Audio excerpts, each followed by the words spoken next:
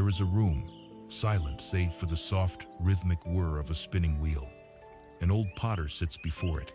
His hands, weathered maps of a long life, are covered in wet, gray clay.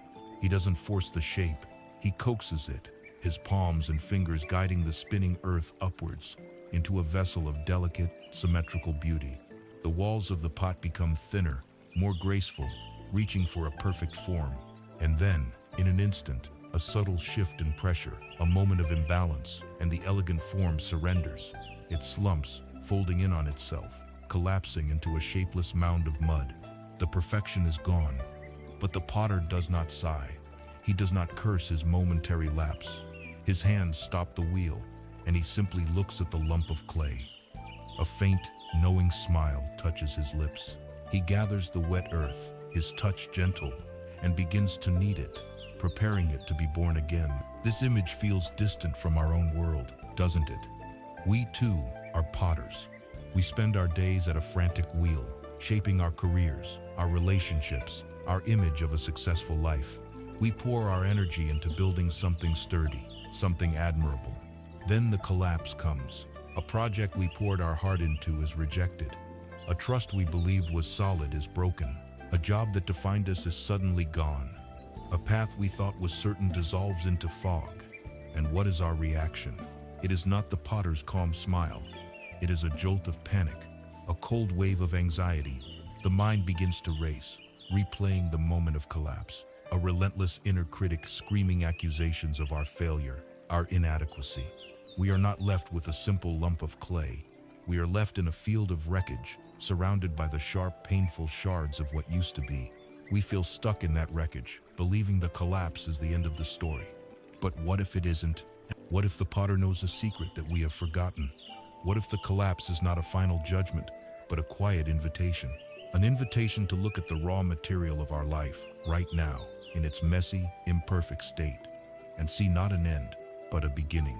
This is the heart of the wisdom offered by traditions like Zen Buddhism.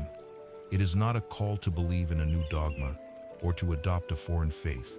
It is a practical, compassionate, and profound set of tools for the mind. It is a way of seeing that allows us to find our footing, even when the ground is given way. It suggests that peace is not found in creating a life that never breaks, but in learning how to skillfully and even beautifully put the pieces back together. This is a journey into that understanding, a journey to learn how to look at our own collapsed clay and find the courage and the wisdom to begin again. Before we can speak of healing or of wisdom, we must first be honest about the wound. After the collapse, after the structure we have built falls into a heap of clay, there is an echo. It is more than just sadness or disappointment. It is a deep, resonant hum of wrongness, a fundamental vibration of discontent that settles into our bones. It is the quiet, nagging feeling that things are not as they should be. In the ancient language of the Buddha, this feeling has a name, dukkha. Often, this word is translated simply as suffering, but this translation, while not incorrect, is incomplete. It fails to capture the sheer breadth and subtlety of the experience. Dukkha is not only the sharp, acute pain of a great tragedy, like the loss of a loved one or a devastating illness. It is also the chronic, low-grade ache of dissatisfaction that permeates so much of our lives. It is the tension in your shoulders at the end of a long day. It is the restless anxiety that keeps you scrolling through your phone late at night, searching for something you cannot name. It is the subtle feeling of being an imposter in your own success, and the bitter taste of envy when you see the success of others. Imagine a finely crafted wooden wheel, but with a hub that is just a single millimeter off-center. On a short journey, you might not even notice. But on a long road, the constant, subtle, jarring vibration would become unbearable. That vibration, that pervasive sense of things being slightly out of alignment, is dukkha. Our modern world has become a powerful amplifier for this vibration. We live inside a great hall of mirrors, each one reflecting a distorted, impossibly perfect version of life. We are bombarded with images of effortless success, flawless bodies, blissful relationships, and perpetual happiness. Our digital streams are carefully curated museums of peak moments, with all the messy, difficult, and mundane parts of life edited out. We are sold a narrative that life should be a constant, upward trajectory, a seamless accumulation of victories and acquisitions. This creates a vast, painful chasm between the life we are living, with its inherent frustrations and inevitable stumbles, and the flawless ideal we are told we should be inhabiting. And so, we live with a quiet, constant pressure. The pressure to be more, to do more, to have more. The pressure to be happy, and if we are not happy, the pressure to pretend that we are. We become afraid of our own vulnerability, ashamed of our own struggles. We learn to see any sign of difficulty not as a part of life, but as a personal failure, a sign that we are somehow falling short of the mark. This constant pressure, this gap between reality and expectation, is a breeding ground for a deep and persistent dukkha. It is the fertile soil in which anxiety, stress, and self-doubt grow like weeds. Then, the stumble comes. The project fails, the relationship ends, the diagnosis is delivered. And in that moment, the low hum of dukkha crescendos into a deafening roar. The collapse is no longer just an unfortunate event. It becomes a catastrophic validation of our deepest fears. That we are not good enough, that our life is fundamentally flawed, that we have failed the test. It is precisely at this moment, when the pain is most acute, that the Buddhist path offers its first and perhaps most profound piece of wisdom. It does not offer a platitude or a quick fix or a way to spiritually bypass the pain. Instead, it offers a simple, radical, and courageous statement of fact. This is the first noble truth. There is dukkha, there is suffering, there is unsatisfactoriness.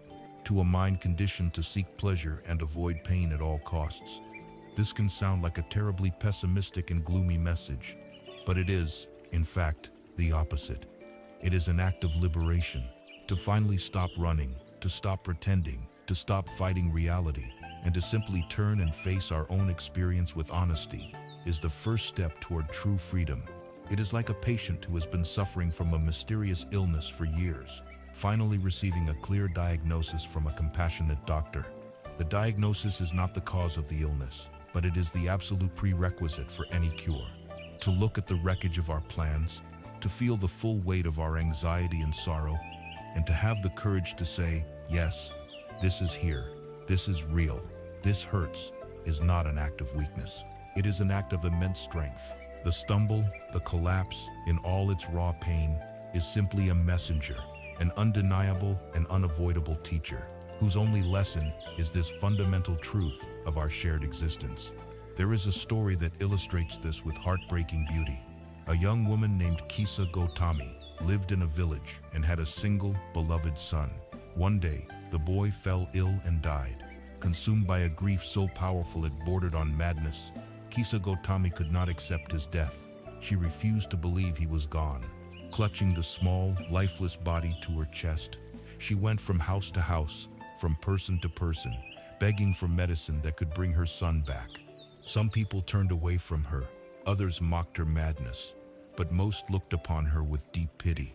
Finally, a wise old man, seeing her profound despair, suggested she go and see the Buddha. She ran to him, laid her son at his feet, and pleaded for the magical cure she was so certain he possessed. The Buddha looked at her with infinite compassion. He did not tell her that her son was dead and that she must accept it. He knew her mind was not ready for such a stark truth. Instead, he said to her, "There is only one way to cure your son. You must go back into the village and bring me back a single mustard seed. But it must be from a house where no one has ever died." Kisa Gotami's heart soared with hope. A single mustard seed. That was so simple. She thanked the Buddha and immediately began her quest. She went to the first house and knocked. "Can you spare me a mustard seed?" she asked. "Of course," the woman replied. "But as you are taking it," Kisa Gotami said, remembering the Buddha's condition, "can you tell me, has anyone ever died in this house?" The woman's face fell. "Oh, child," she said softly, "you remind me of my greatest sorrow. My husband died here only last year." With a heavy heart, Kisa Gotami went to the next house, and the next, and the next. The story was always the same. "We have plenty of mustard seed, but our mother died here. Take all the seeds you want, but our child was taken from us. The living are few, but the dead are many." She went to every single house in the village, and she could not find one that had been untouched by death, untouched by loss, untouched by dukkha. As the sun began to set, the truth slowly dawned on her. It did not come as a harsh, intellectual realization, but as a deep, visceral understanding that washed over her. Her grief, which she had thought was a solitary, unique torment, was in fact the shared inheritance of all humanity. She was not alone in her sorrow. The pain she felt was the same pain that had visited every home, every heart. In that moment, her frantic, clinging grief began to soften, replaced by a profound sense of connection to all the other people in her village. She gently carried her son's body to the cremation ground, laid him to rest, and returned to the Buddha. He looked at her and asked, "Did you bring the mustard seed?" And she replied, "The work is done, my lord. I have understood the lesson. My sorrow is the sorrow of all." Kisa Gotami's journey is our journey. Our stumbles, our personal failures, and our heartbreaks feel intensely isolating. We believe we are the only one feeling this way. We ask, why me? Her story gently invites us to see that our pain, while uniquely ours in its details, is universal in its nature. It is the price of admission for a human life. Acknowledging this truth, the truth of dukkha, is not about resigning ourselves to a life of misery. It is about laying down the heavy burden of resistance. It is the moment we stop fighting the current and instead learn its nature. Only then, once we have truly acknowledged the reality of our situation, can we begin to ask the next, more empowering question. If this dissatisfaction, this vibration of things being off-center, is a given, then where does it come from? What are the specific conditions that cause it to arise and persist? This honest inquiry is the gateway, moving us from the simple recognition of pain towards the profound wisdom of its cause. Having acknowledged the raw presence of our pain, the deep vibration of dukkha, we are led to a fundamental question. We do not ask this question to escape the feeling, but to understand it. The question is, why? Why this dissatisfaction? Why this inherent vulnerability to suffering? The Buddhist path suggests that the answer does not lie in our personal failings or in the cruelty of the world, but in a misunderstanding of the very nature of reality itself. The second great truth we must investigate is the law of anicca, or impermanence. Look closely at the world, not with the hurried glance of daily life, but with a quiet, patient attention. You will see that there is nothing, absolutely nothing, that is static. A great river appears to be a constant presence in the landscape, yet the water that composes it is never the same from one moment to the next. You cannot step into the same river twice. The clouds you see drifting in the sky are in a state of perpetual transformation, forming, dissolving, and reforming in an endless, graceful dance. The mountains themselves, symbols of eternal solidity, are being relentlessly worn down by wind and rain, rising and falling over geological time. The seasons turn, one into the other, without fail. Life emerges, grows, matures, decays, and returns to the earth to fuel new life. This is the fundamental rhythm of the cosmos. Everything is in flux. Everything is a process, not a fixed entity. Your own body is a testament to this truth. The cells that compose your skin, your bones, your organs, are constantly dying and being replaced. The person you were 10 years ago does not exist in the same physical form today. Even your thoughts and feelings, which feel so solid and real in the moment, are transient visitors. The anger that felt all-consuming yesterday is a faint memory today. The joy that filled your heart last week has given way to a different mood. Everything flows. This is anicca. This universal law of change is not inherently good or bad. It is simply the way things are. The rain is not trying to ruin your picnic. It is just raining. The river is not trying to elude you. It is just flowing. The suffering, the dukkha, does not arise from the fact of change itself. It arises from our profound and ultimately futile resistance to it. We are born into a universe that is a ceaseless river, yet we spend our lives trying to build dams. We try to grasp the flowing water in our fists, only to find our hands empty.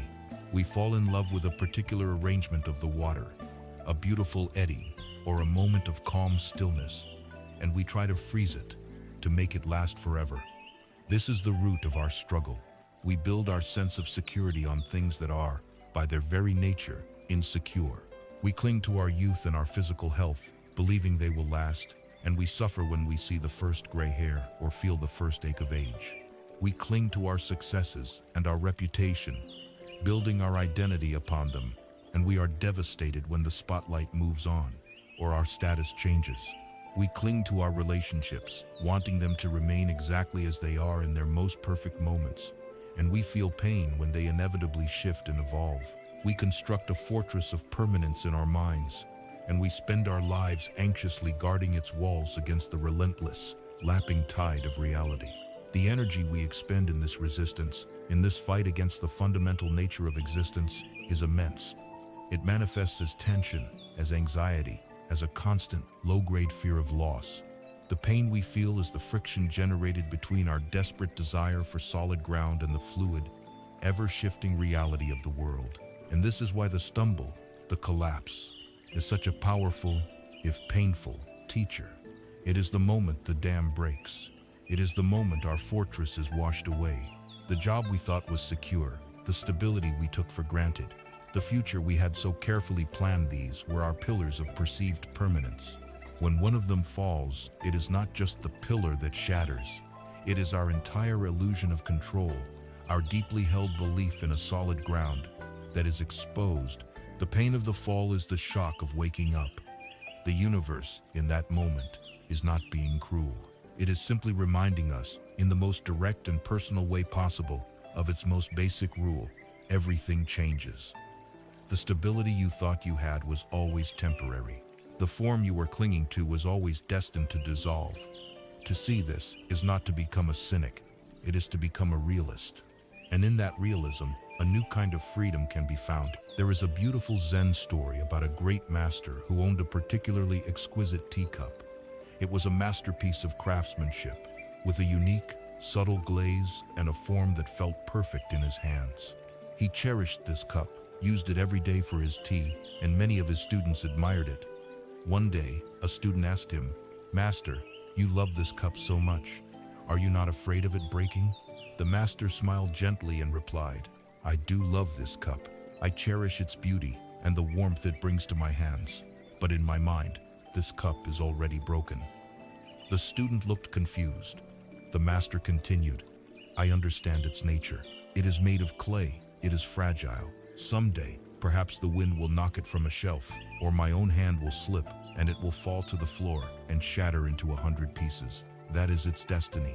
Because I understand this, I am free to enjoy it completely, right now, in this moment.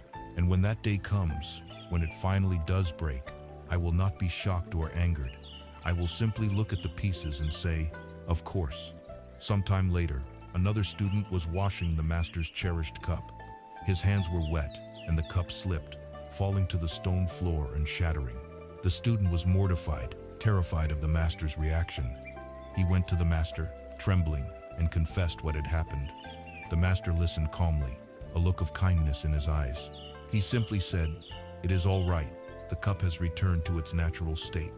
You do not need to be sorry. For me, that cup has been broken for many years."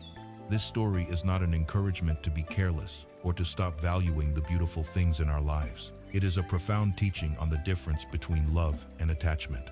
The master loved the cup. He did not push it away. He appreciated its beauty more deeply than anyone. But he was not attached to its permanence. His love was not dependent on the cup lasting forever. By accepting its impermanent nature, he liberated himself from the anxiety of its potential loss. This allowed him to be fully present with the cup, to enjoy its existence without the shadow of fear. He did not build a fortress around the cup. He simply enjoyed its presence within the natural flow of life and death, creation and dissolution. To understand Anika is to learn to become like the master. It is to learn to love the world without needing to possess it. It is to appreciate the people in our lives, the successes we have, and the moments of joy we experience, with the full, poignant understanding that they are all fleeting gifts. The beauty of a cherry blossom is inseparable from the fact that it will soon fall. The warmth of a sunset is intensified by the knowledge that night is coming. By embracing impermanence, we do not lose our capacity for joy. We heighten it. We learn to stop fighting the river and instead begin to dance with it. We develop a flexibility of mind, a resilience of spirit that allows us to bend without breaking, to adapt to the changing currents of our lives with grace and wisdom. This understanding changes everything, but it also leads to an even deeper, more personal question. If everything I can see and touch is in flux, if my body, my thoughts, my feelings, and my world are all part of this ceaseless flow of change, then what about the one who is witnessing all of this? What is this I that feels the pain of the stumble? What is this self that clings to permanence? If the river is constantly changing, is the observer standing on a solid bank, or is the observer also part of the river? This inquiry into the nature of the self is the next crucial step on our path. We have journeyed to a difficult but essential place. We have looked honestly at the pervasive dissatisfaction of life, the truth of dukkha. We have then investigated its source, discovering that our suffering arises from resisting the universal law of impermanence, the ceaseless flow of anicca. This leads us to the most intimate and challenging territory of all. We must now turn this investigative lens away from the world outside and point it directly at the investigator, at the one who feels, the one who thinks, the one who suffers. We must ask the fundamental question, who or what is this I? At the very center of our universe, there feels to be a solid, continuous presence, ourself. The I in I am happy, the me in this happened to me. It feels like the permanent commander of our body and mind, the unchanging witness to the stream of our experiences. We take its existence for granted as the most obvious fact in the world. And yet, the Buddha's third great discovery, the teaching of anatta or non-self, asks us to question this assumption. This teaching is not a declaration that you do not exist. You are clearly here, reading these words, thinking these thoughts. Rather, anatta suggests that we do not exist in the way we think we do. It proposes that there is no fixed, independent, solid core at the center of our being. The self we feel is so permanent is, in fact, an ever-changing process, a dynamic event, not a static entity. The I is not a noun, it is a verb. To make this less abstract, Buddhist thought deconstructs our experience of being a self into 5 distinct, constantly changing processes, known as the 5 aggregates or skandhas. Imagine your sense of self is like the light from a lamp. You can break down the light into its components, the physical lamp itself, the electricity flowing to it, the filament that glows, the heat it produces, and the visible light it emits. Similarly, the self can be broken down. First, there is form. This is our physical body, the collection of flesh, bone, and blood, which we have already seen is in a constant state of flux. Second, there are feelings. These are the raw sensations that arise when we make contact with the world, categorized as pleasant, unpleasant, or neutral. A cool breeze on a hot day is pleasant. The sting of a harsh word is unpleasant. The feeling of your chair against your back is neutral. These feelings arise and pass away, moment by moment. Third, there is perception. This is the mind's faculty of recognizing and labeling. It is the process that says, that is a tree, that is the sound of a bird, that is the feeling of sadness. Our perceptions are shaped by our past experiences and are not always accurate. Fourth, there are mental formations.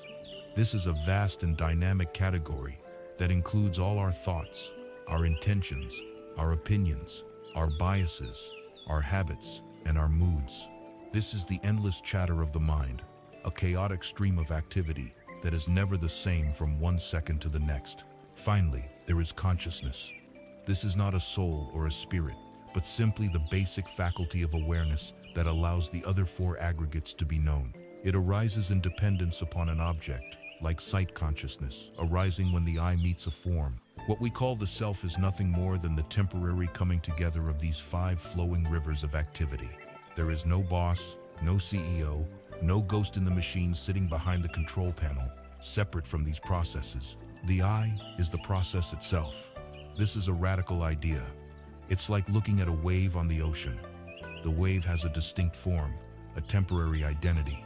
We can point to it and say, there is a wave. But what is it made of? It is made entirely of water. It has no existence separate from the ocean. It is simply the ocean doing a temporary thing called waving. In the same way, you are the universe doing a temporary thing called you. So, where does our pain from stumbling come in? It comes from the fact that we are not taught to see ourselves this way. Instead, we build a small self, an ego, by clinging to certain aspects of these 5 processes. We identify with them. We take a snapshot of the ever-changing flow and decide, this is me. We build our identity on our physical form, I am a handsome man, on our feelings, I am a cheerful person, and most powerfully, on our mental formations. We cling to our achievements, I am a successful lawyer, our roles, I am a good mother, our possessions, I own a beautiful house, and our beliefs, I am a rational person. This constructed identity is the I that we spend our lives trying to protect, promote, and defend. And it is an incredibly fragile construction. When we stumble, when we fail, it is this fragile ego that is wounded. When we lose the prestigious job, the story of I am a successful lawyer is shattered. When a relationship ends, the identity of I am a beloved partner is threatened. The intense, personal, shameful pain of failure is the pain of the ego being confronted with its own insubstantiality. The desperate fear of failure that drives so much of our modern anxiety is, at its very core, the ego's primal terror of its own dissolution. It is the fear of finding out that the solid fortress we have built is, in fact, a house of cards. There is a famous dialogue from an ancient text that brilliantly illustrates this. A Greco-Bactrian king named Melinda, a man of sharp intellect and logic, sought out a renowned Buddhist sage named Nagasena, intending to challenge him in debate. The king arrived and asked the sage for his name. Nagasena replied, I am known as Nagasena, your majesty, but this is only a convenient designation, a name for a collection of interdependent parts. In the ultimate sense, there is no permanent person here to be found. The king was amused by this philosophical answer. He began to apply his Greek logic. If there is no person, then who is it that wears these robes and carries this bowl? He continued, is your hair Nagasena? Are your teeth Nagasena? Is your body Nagasena? To each question, the sage calmly replied, no, your majesty. The king, triumphant, declared, then I cannot see who Nagasena is at all. The name is just an empty sound. At this point, Nagasena, with a calm smile, turned the questioning around. Your majesty, you are a great king. You arrived here in a magnificent chariot. Tell me, is the pole of the chariot? No, venerable sir, the king replied. Are the wheels the chariot? Is the axle the chariot? Are the reins the chariot? To each question, the king had to answer no. Then, Nagasena continued, is it the combination of all these parts together that is the chariot? The king agreed. Exactly, said the sage. Just as the word chariot is a convenient name we use for the coming together of wheels, axle, and pole, so the name Nagasena is a convenient name for the coming together of the 5 aggregates of body, feeling, perception, mental formations, and consciousness. In the ultimate sense, there is no chariot to be found, and no Nagasena to be found. This insight is the key to unlocking a profound and life-altering freedom.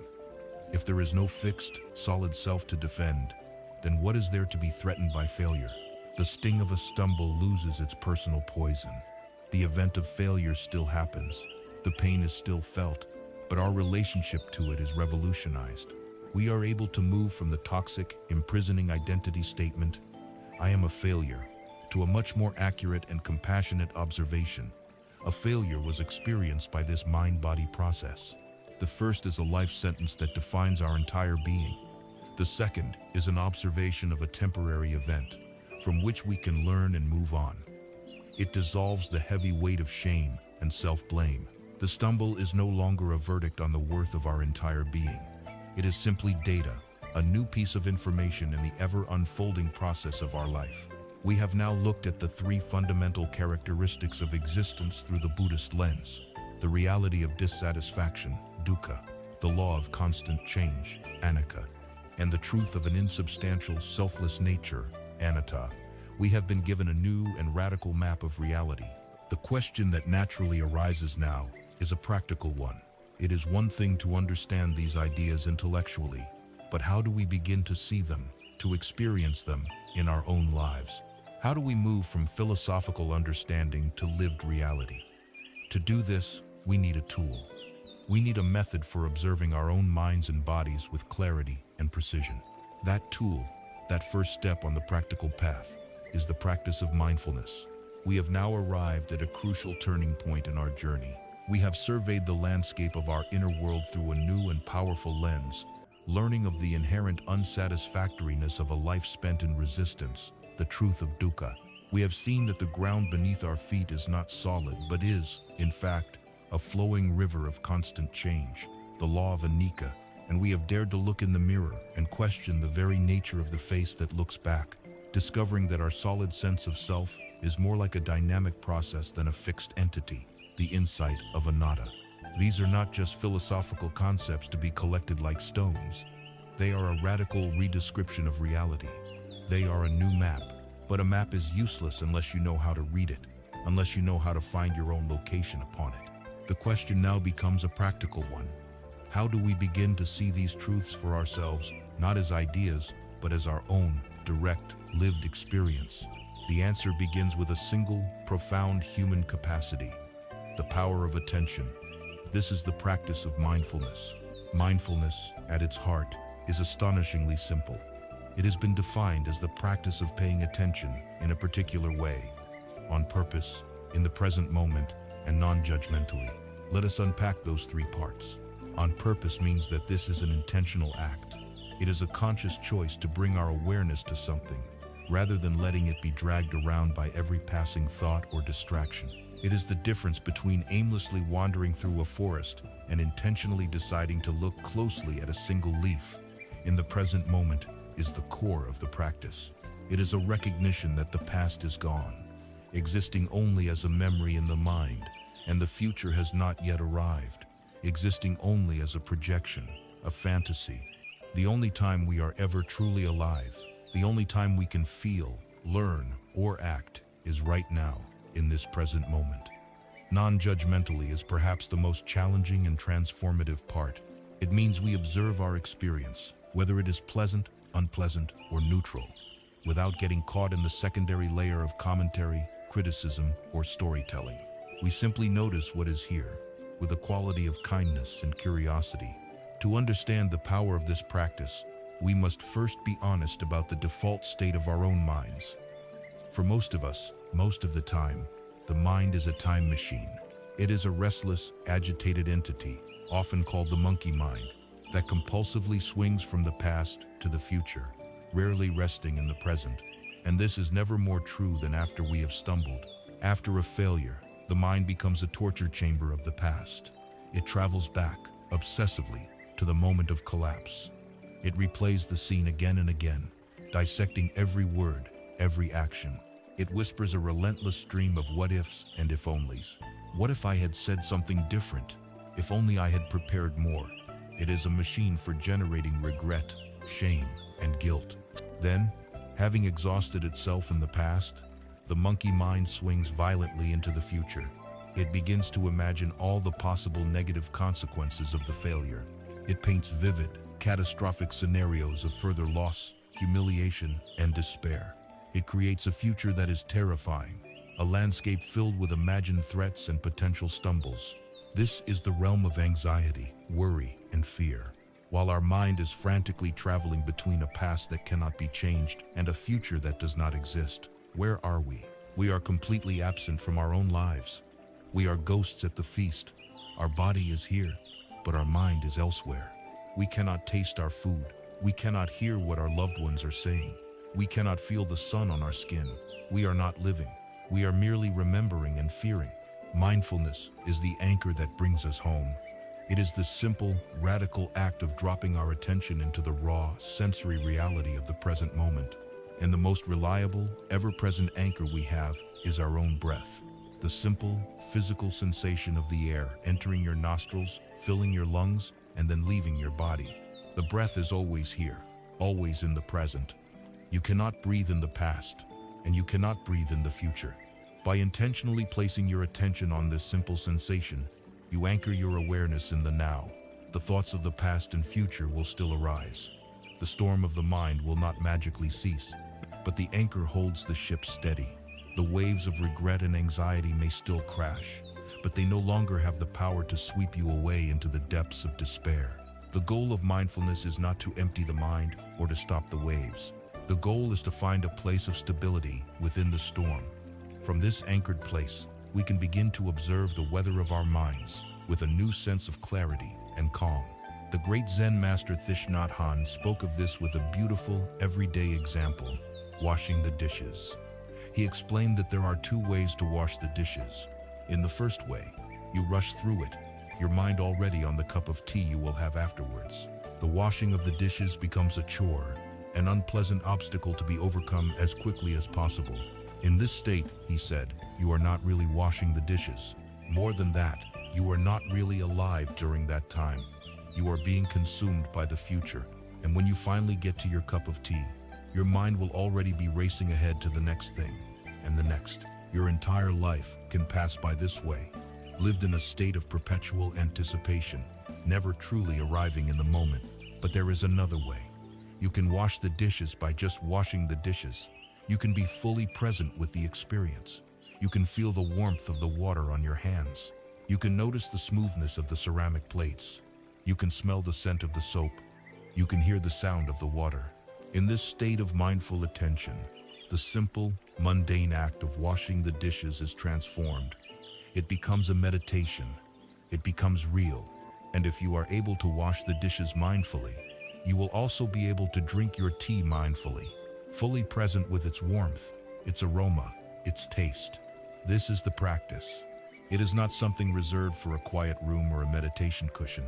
It is the art of bringing a full, rich, sacred quality of attention to every moment of our ordinary lives. When we apply this practice to the aftermath of a stumble, its power becomes truly apparent. After a failure, difficult emotions inevitably arise. Waves of sadness, hot flashes of shame, the cold grip of anxiety. Our habitual reaction is one of two extremes. We either try to suppress the feeling, to push it away, telling ourselves, I shouldn't feel this way. Or we do the opposite. We become completely identified with the feeling, drowning in it, allowing it to define our entire reality. Mindfulness offers a third path. It allows us to be with a difficult emotion without being consumed by it. We can bring our anchored, non-judgmental attention to the raw physical sensations of the emotion. Where do you feel the anxiety in your body? Is it a tightness in the chest, a knot in the stomach, a buzzing in the hands? We can observe these sensations with a kind curiosity, without adding the second layer of story and judgment. The story that says this is bad, this is wrong, I have to make it go away. By simply observing the physical energy of the emotion, we create a space around it. We hold it, as if holding a small, frightened animal, with kindness and care. This doesn't mean the feeling will vanish instantly, but it does mean we stop feeding it with our panic and resistance. We are no longer fanning the flames. We are learning to be with our pain, without becoming our pain. This practice of mindful observation is the foundation. It anchors us in the only moment we ever have, and it allows us to see what is happening in our inner world with newfound clarity. We are no longer lost in the storm. We are the calm, observant presence in the eye of the storm. But this observation leads to the next natural question. Now that we can see our thoughts and feelings more clearly, how do we relate to them? How do we respond to the difficult reality that we are now able to see? This is the bridge to our next exploration, the profound and gentle practice of acceptance. With the anchor of mindfulness, we have learned to hold steady in the storm of our own minds. We can now observe the waves of thought and the currents of emotion without being immediately swept away. This practice of clear seeing, of non-judgmental observation, creates a precious space. But the question remains, what do we do within this space? How do we relate to the difficult realities we now see so clearly?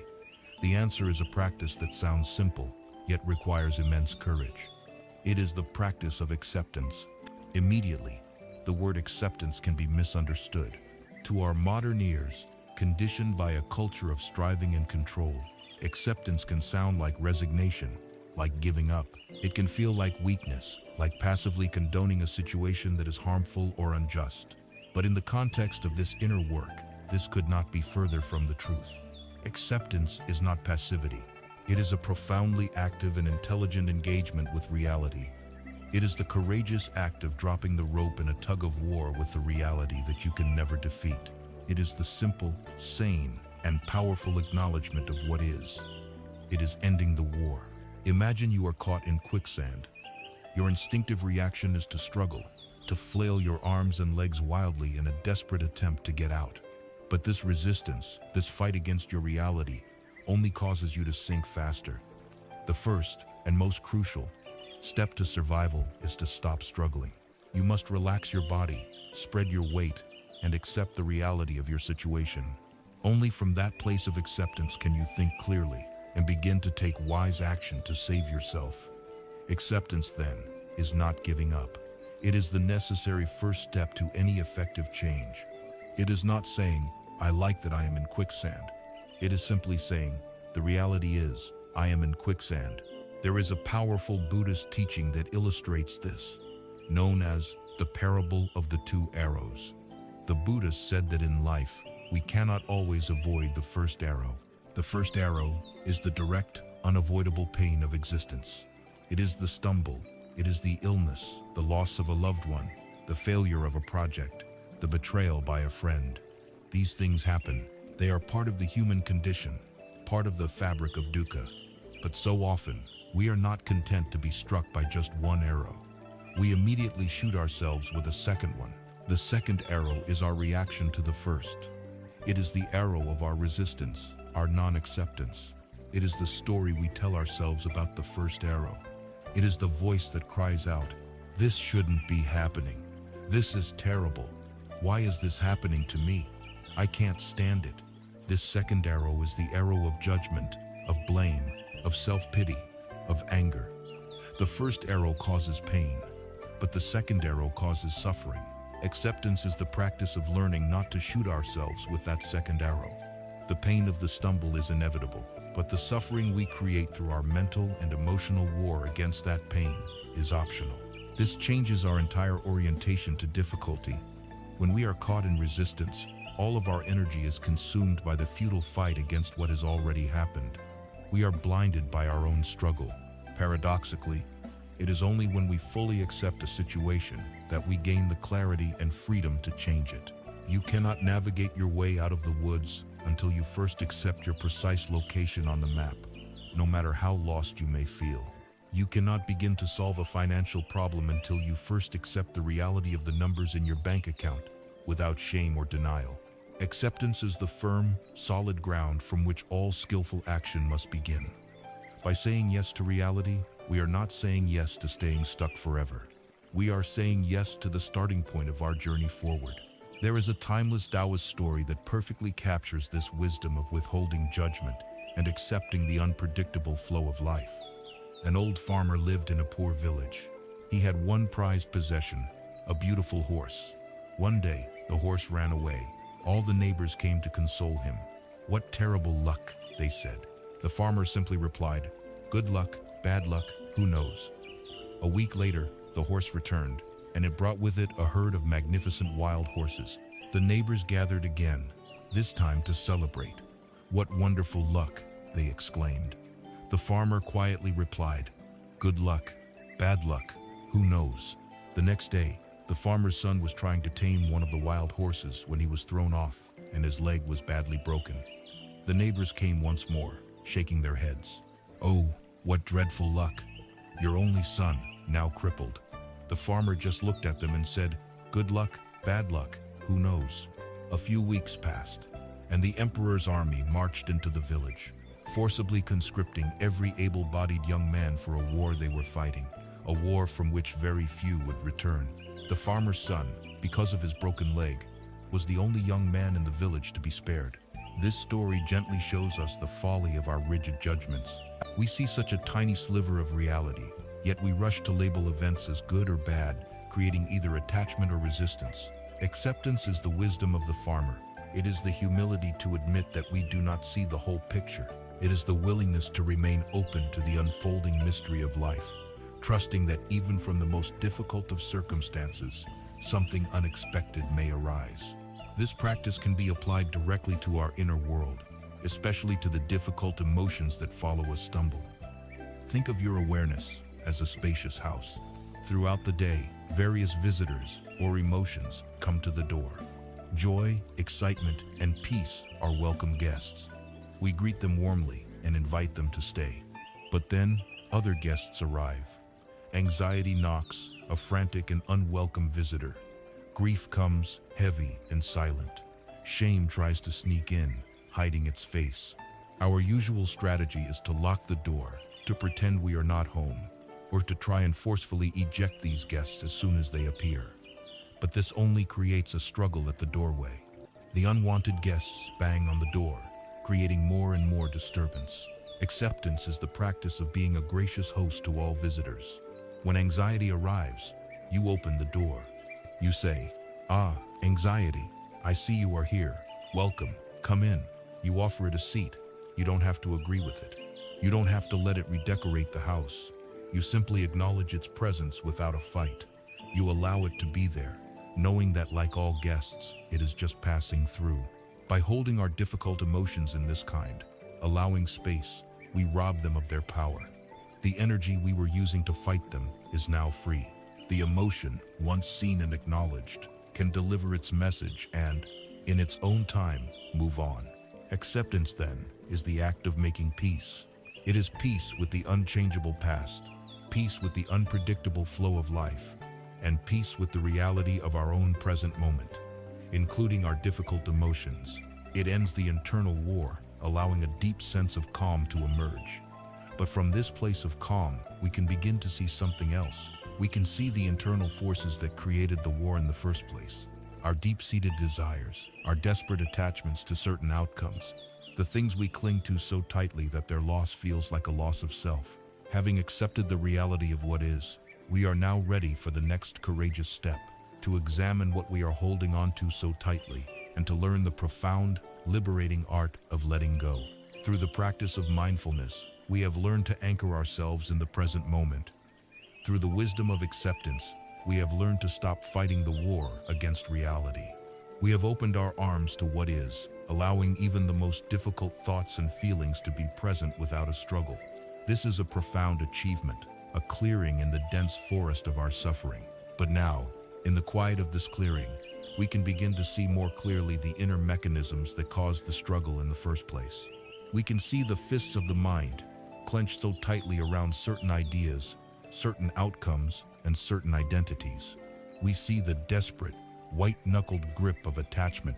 To take the next step toward freedom, we must learn the gentle, courageous, and deeply liberating art of letting go. This act of letting go is not about apathy or carelessness. It is a precise and skillful response to the second of the Four Noble Truths, which states that the origin of our suffering, our dukkha, is craving, clinging, or attachment, a concept known in Pali as tanha. This is the deep, instinctual thirst of the ego to grasp, to hold, to possess, and to control. It is the engine of our discontent. This thirst manifests in three primary ways. First, there is the craving for sense pleasures, the thirst for wealth, for delicious food, for beautiful sights, for fame, praise, and comfort. It is the belief that if we can just acquire the right things or experiences, our inner ache will finally be soothed. Second, there is the craving for existence, the thirst for becoming. This is the deep desire for things to last, for our identity to be solid and permanent. It is the clinging to our roles, our reputation, our youth, our life itself. It is the ego's desperate cry, "I must exist, I must be important, I must endure." Finally, and perhaps most subtly, there is the craving for non-existence. This is the thirst to get rid of what is unpleasant. It is the desperate wish for our pain, our anxiety, our shame to simply disappear. It can manifest as avoidance, suppression, or in its most extreme form, the desire to annihilate the self that is suffering. After a stumble, all three of these thirsts rage like a fire. We crave the comfort and security we have lost. We cling desperately to the ghost of the successful person we used to be. And we are overwhelmed by a powerful desire for the pain of our failure to simply cease. Our relationship with these attachments is perfectly captured in the metaphor of trying to hold sand. Imagine you are on a beach and you scoop up a double handful of fine, dry sand. Your hands are full, and for a moment, you feel a sense of abundance. This is the moment of achieving a goal, of receiving praise, of feeling secure in a relationship. It feels good, and you want to keep it. So, you start to squeeze your fists, trying to hold on, to prevent even a single grain from escaping. But what happens? The tighter you clench, the more insistently the sand streams out between your fingers. Your desperate effort to preserve your treasure is the very action that causes you to lose it. You are left with nothing but a few stray grains and the ache of your own strained effort. Letting go is the wisdom of opening your hands. When your palms are open, the sand can rest there. Some may be blown away by the wind, but you can see it, feel it, and appreciate it for what it is in that moment. Letting go is not loss. It is the release from the futile, exhausting struggle of clinging. It is the understanding that true possession is impossible in a universe defined by impermanence. After a major stumble in life, our minds are filled with things we are clinging to, fists we are making. The first and most obvious is our attachment to a different outcome. We are attached to a phantom future, a mental movie we had written and directed where the project succeeded. The relationship flourished, the business thrived. We play this movie over and over in our minds, and each viewing is a fresh encounter with the pain of what we have lost. We are haunted by the ghost of a life that was never meant to be. Letting go of this is not about pretending we don't care. It is an act of grieving. It is the courageous acknowledgement that this particular story is over. It is the willingness to put down the script of what should have been so that we can become fully present and engaged with the reality of what is. Only when we stop trying to live in a phantom past can we begin to create a real future. The second thing we cling to with ferocious intensity is resentment. This can be directed outwards as blame or inwards as guilt and shame. When we blame others, we are clinging to a story of injustice. We endlessly rehearse the ways we were wronged, the unfairness of the situation. This feeling of righteous anger can be seductive. It gives us a sense of power and victimhood. But holding on to this resentment is like grasping a hot coal with the intent of throwing it at someone else. We may wish for them to be burned, but we are the one whose hand is being seared. The poison of our own bitterness damages us far more than it ever affects the person we are blaming. Letting go of blame is not about condoning the other person's actions. It is not about saying what they did was okay. It is a profoundly self-loving act of putting down the hot coal. It is the declaration that we will no longer allow their past actions to poison our present moment. Forgiveness, in this context, is a gift we give to ourselves. Similarly, we must let go of the resentment we direct at ourselves. We cling to our mistakes, replaying our perceived inadequacies, bathing in the toxic waters of shame and self-recrimination. We believe that by punishing ourselves, we are somehow atoning for our failure. But this is just another form of attachment, a clinging to a narrative of our own unworthiness. Letting go is the act of self-forgiveness.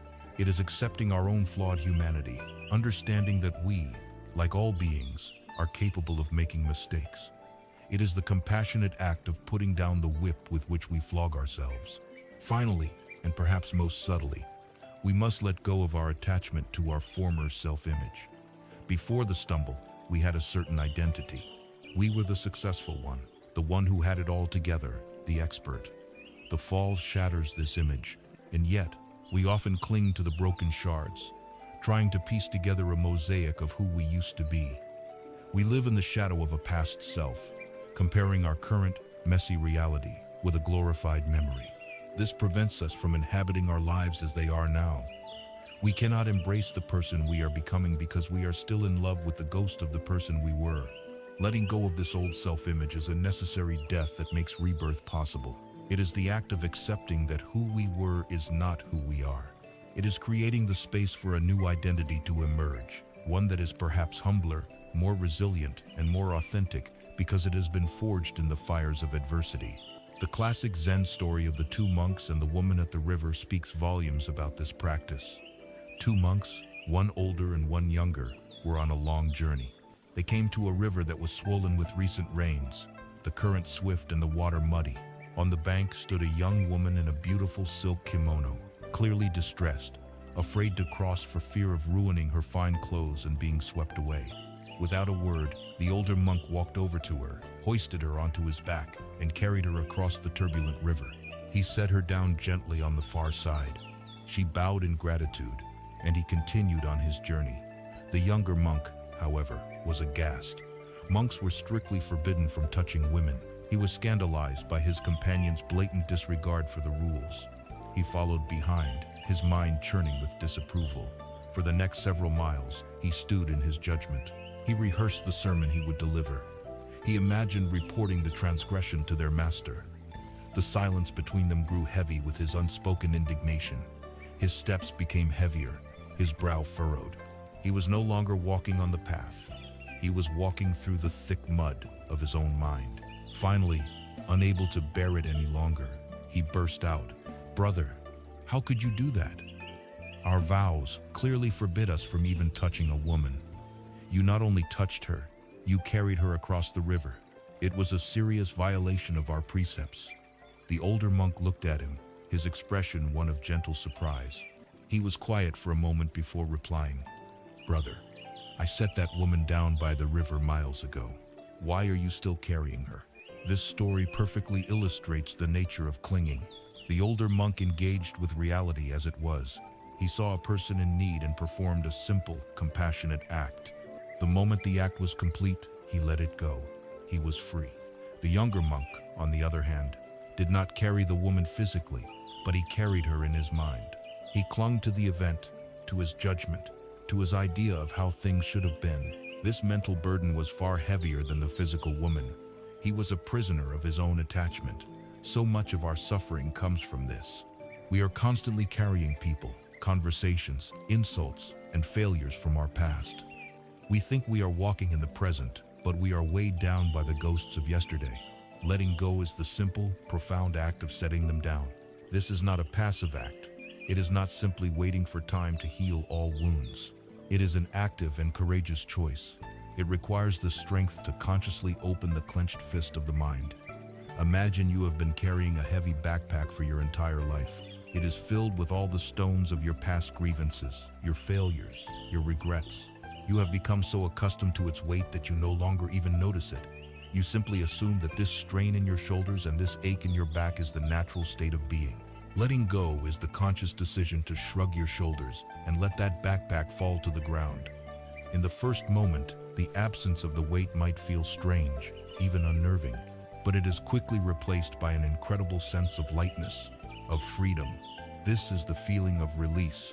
It is the space that opens up when we stop clinging. It is not an emptiness of lack, but an emptiness of possibility. Our hands are no longer clenched around the sand of the past. They are open and ready to receive the gifts of the present. Our hearts are no longer filled with the hot coal of resentment. They are open and available for connection and compassion. By letting go of what was, we create the fertile ground for what can be.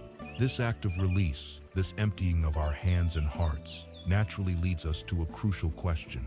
Now that our hands are open, what should we choose to cultivate? What is a worthy and wise motivation for our actions, if not the desperate thirst for a specific outcome? This inquiry guides us toward the heart of our purpose, toward the practice of a pure and noble intention. Having learned to accept the reality of the present moment, and having begun the courageous work of letting go of our attachments, we arrive at a place of profound potential. Our hands are no longer clenched around the past or grasping for a specific future. They are open. This openness presents us with a vital question. If we are no longer driven by the desperate need for a certain outcome, what then should be the driving force behind our actions? This question leads us to the heart of our purpose, to the rudder that steers our entire being. It leads us to the practice of right intention. Right intention, or sammasankappa in the Pali language, is the second step on the Buddha's eightfold path, following directly after right understanding. This placement is no accident.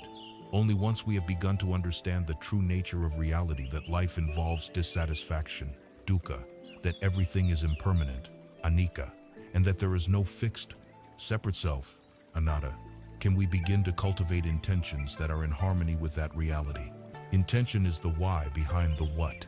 It is the quality of the thought, the motivation that precedes every word we speak and every action we take. It is the seed from which our entire life grows. A poisonous seed will inevitably yield poisonous fruit, no matter how beautifully we tend the plant. A wholesome seed, on the other hand, will produce wholesome fruit, even if the plant faces storms and droughts along the way. In our modern culture, we are almost exclusively taught to focus on the fruit, not the seed. We are conditioned to operate from a place of outcome-driven motivation. The why behind our actions is almost always external. We work hard for the promotion, the bonus, the corner office. We create something not for the joy of creation, but for the applause, the positive reviews, the number of likes and shares. We engage in relationships hoping for security, validation, or to have our needs met. Under this model, our entire sense of self-worth becomes a fragile commodity, dependent on factors that are largely outside of our control. We are outsourcing our happiness. When the outcome is favorable, we feel a fleeting sense of success. But when the inevitable stumble comes, when the project is rejected, the applause fades, the relationship ends, we are crushed. Because if the outcome was the only point of the effort, then a negative outcome renders the entire effort a failure, and by extension, it makes us a failure. Right intention invites us into a revolutionary shift in perspective. It asks us to move from an external, outcome-driven motivation to an internal, process-driven one. It asks us to find our why not in what we can get from the world, but in the quality of the energy we bring to it. The path outlines three facets of right intention. First, the intention of renunciation, which is the intention to let go of clinging and craving, the very topic we just explored. The second is the intention of loving kindness, the motivation to act from a place of goodwill and friendliness towards all beings. The third is the intention of harmlessness or compassion, the resolve to avoid causing harm to oneself or to others. Imagine planting a tree. You could plant it with the intention of harvesting its fruit to sell at the market for the highest price. Your focus would be entirely on the yield, on the profit. You might feel anxious about the weather, angry at the pests, and if the tree yields little fruit one year, you would consider it and yourself a failure. Or you could plant the same tree with the intention of providing shade for future generations and a home for birds. Your why is an offering of kindness. You still water the tree, you still care for it, but your sense of purpose is not tied to a specific, measurable outcome. You find joy in the act of nurturing itself. If the tree grows strong and provides deep shade, that is wonderful. If it struggles and grows crooked, the nobility and beauty of your original intention remain untarnished. You have acted with kindness, and that, in itself, is a successful and complete act. When we begin to operate from this place, our relationship with failure is transformed. If our intention in taking on a new project is to learn and grow, then even if the project fails spectacularly in the eyes of the world, it is still a profound success. Why? Because the lesson was learned. The growth occurred. The primary intention was fulfilled. The external outcome becomes secondary. If our intention in a difficult conversation is to listen with an open heart and speak our truth with kindness, then the conversation has been a success, even if the other person reacts poorly. We cannot control their reaction, but we can take complete ownership of our intention. This is the source of an unshakable inner strength. It is the practice of bringing our sense of worth back inside ourselves, placing it in something we can control, the quality of our own heart. We can make this a conscious practice. Before embarking on any significant action, writing an important email, entering a meeting, having a talk with a loved one, we can pause for just a moment. We can close our eyes, take a single mindful breath, and ask ourselves, what is my deepest intention here? We can gently investigate our own motives. Am I doing this to prove I am right? To gain an advantage? To impress someone? To feed my ego? Or is my intention to understand? Is it to connect? Is it to contribute? Is it to express a genuine truth with compassion? Is it to be helpful? This simple, silent act of checking in with our why can radically alter the course of our actions. It purifies the source, ensuring that what flows from us is more likely to be clear and helpful, rather than clouded and self-serving. There is a wonderful Persian parable that illustrates the profound power of purifying one's intention. A king summoned the two greatest groups of artists in his kingdom for a competition. He took them to a great hall with two large walls facing each other, and he hung a heavy curtain down the middle, dividing the room in two. He tasked each group with creating the most beautiful painting in the world on their respective wall. The first group of artists were masters of their craft. They immediately called for vast quantities of expensive pigments, rare oils, and intricate scaffolds.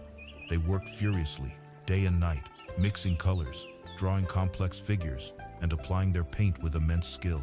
Their side of the curtain was filled with the noise and bustle of intense outward effort. The second group of artists, however, did nothing of the sort. They did not ask for a single drop of paint. Instead, they asked for rags, buckets of water, and polishing stones. Day after day, their only activity was to clean their wall. They scraped away old grime, washed away every impurity, and then began to polish the plaster. They polished and polished, their work silent and meditative, until the surface of the wall was as smooth and reflective as a dark mirror.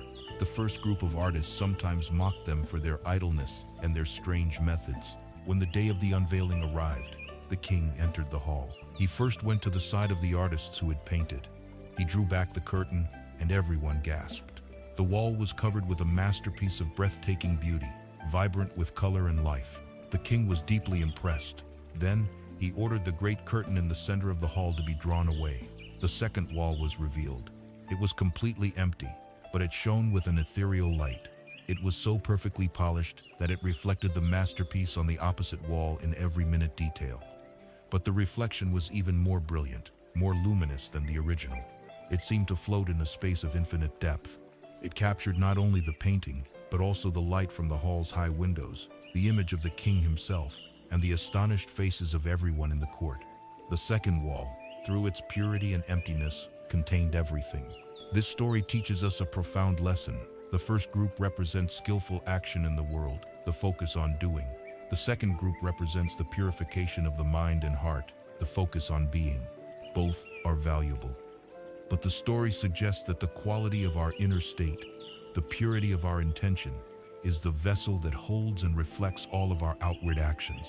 A skillful action performed with a selfish or clouded intention can only ever be just that.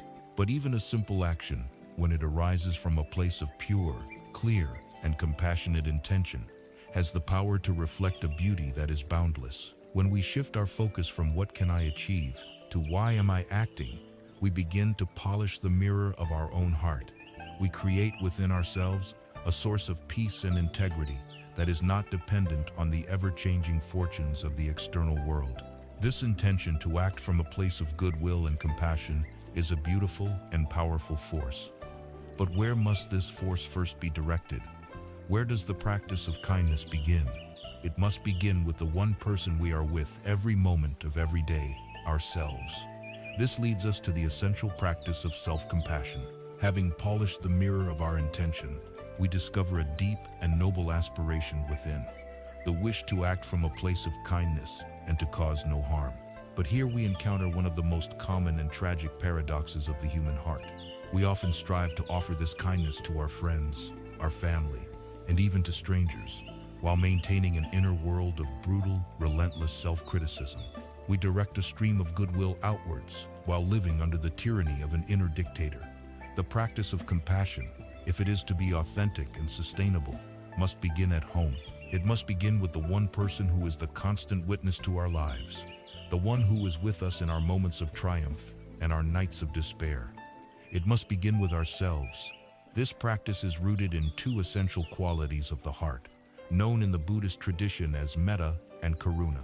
Metta is often translated as loving kindness. It is not romantic love or transactional affection. It is a steady, unconditional warmth, a genuine wish for oneself and for all beings to be happy and well. It is like the gentle, life-giving warmth of the sun, shining on all without discrimination. Karuna, on the other hand, is compassion. It is the heart's direct response to pain. It is what happens when loving kindness encounters suffering. It is the active wish for oneself and for all beings to be free from that suffering. It is the trembling of the heart in the face of pain, coupled with the courageous resolve to move towards it rather than away from it in order to help. After a stumble, when we are deep in the pain of our own failure, it is the quality of karuna, or self-compassion, that we most desperately need. And yet, it is precisely what we most often deny ourselves. Consider this. If your dearest friend came to you, their heart broken after a significant failure, what would you do?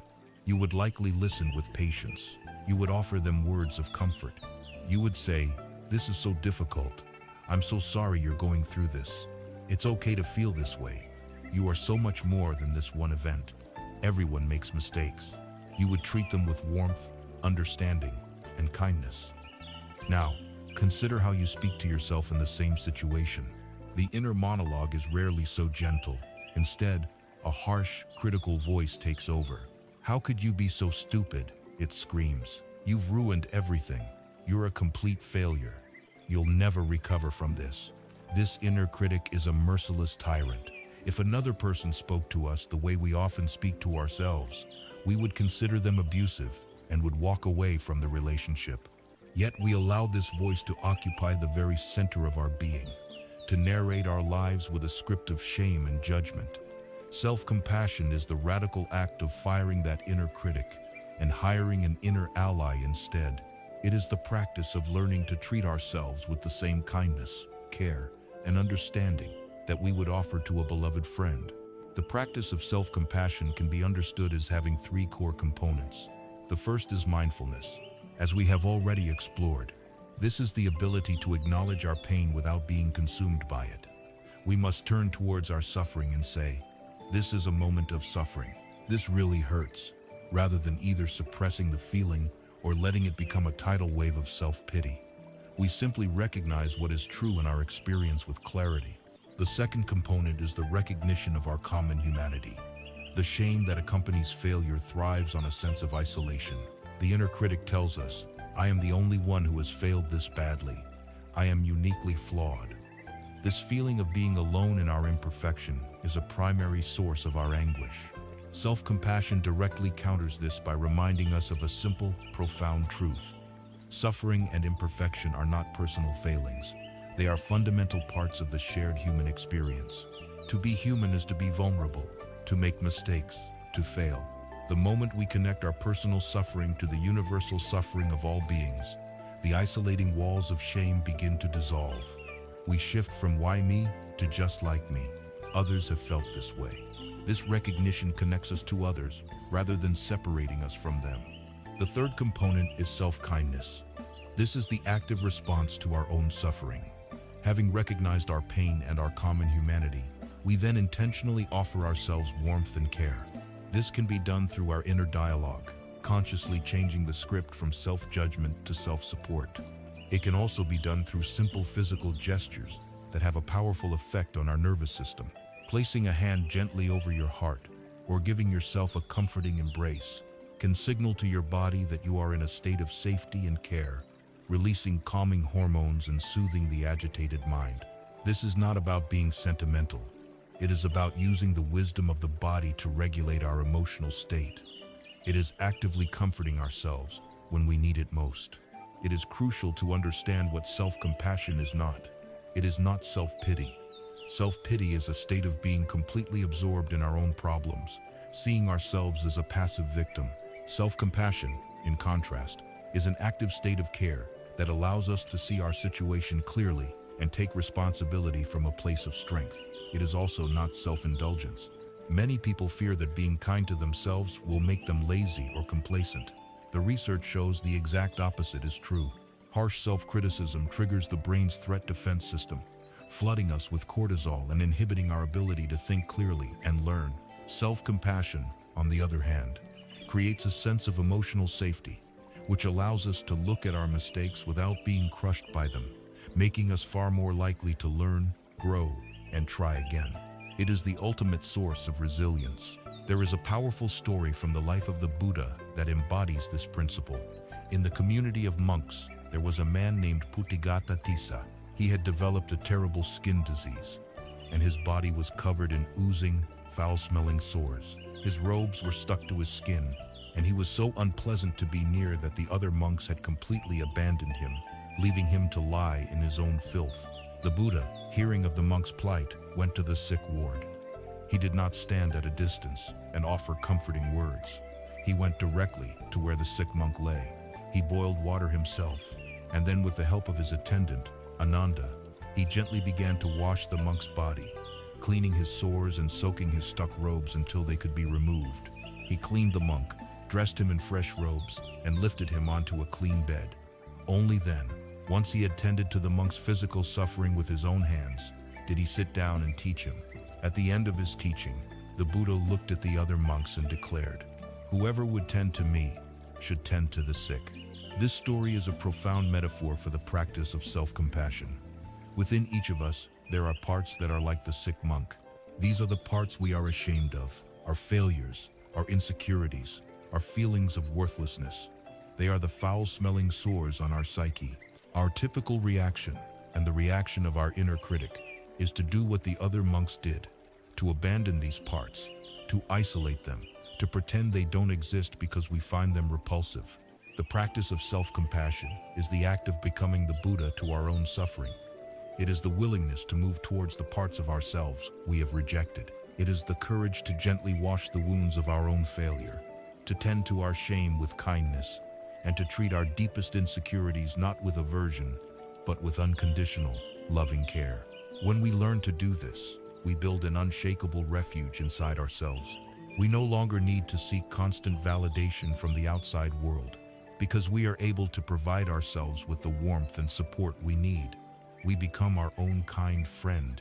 This act of filling our own well is not selfish.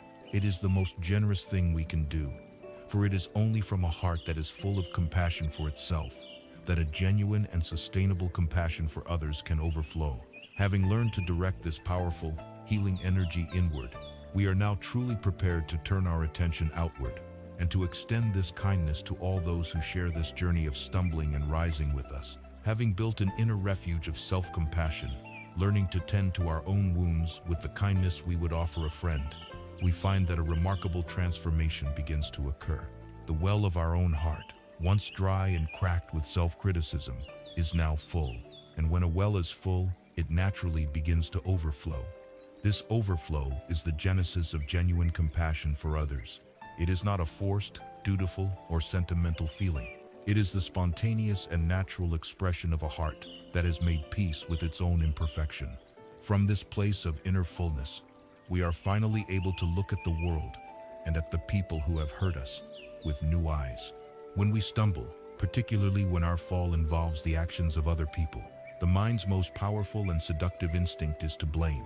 Blame is a potent defense mechanism of the ego. It takes a complex, messy situation and simplifies it into a clear narrative. I am the victim, they are the perpetrator. It provides a temporary rush of righteous anger, a feeling of moral superiority that masks our own pain and vulnerability. By externalizing the cause of our suffering, we feel a fleeting sense of control, but this is a trap. To live in a state of blame is to remain chained to the very person and the very event that caused us pain. We give them the power to occupy our minds, to dictate our emotional state long after the initial harm has passed. We become a prisoner of the past, endlessly rewatching the crime, endlessly nursing the grievance. This is not freedom. This is a life sentence. The path of compassion invites us to a deeper, more courageous inquiry. It asks us to look beyond the harmful action and to see the suffering from which that action was born. This is the profound understanding that hurt people hurt people. No one acts from a place of malice when their own heart is full of peace, clarity, and love.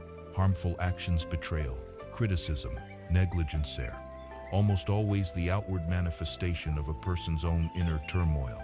They are the clumsy, misguided strategies of a mind in the grip of its own fear, its own insecurity, its own ignorance, its own desperate attachments. They too are victims of dukkha.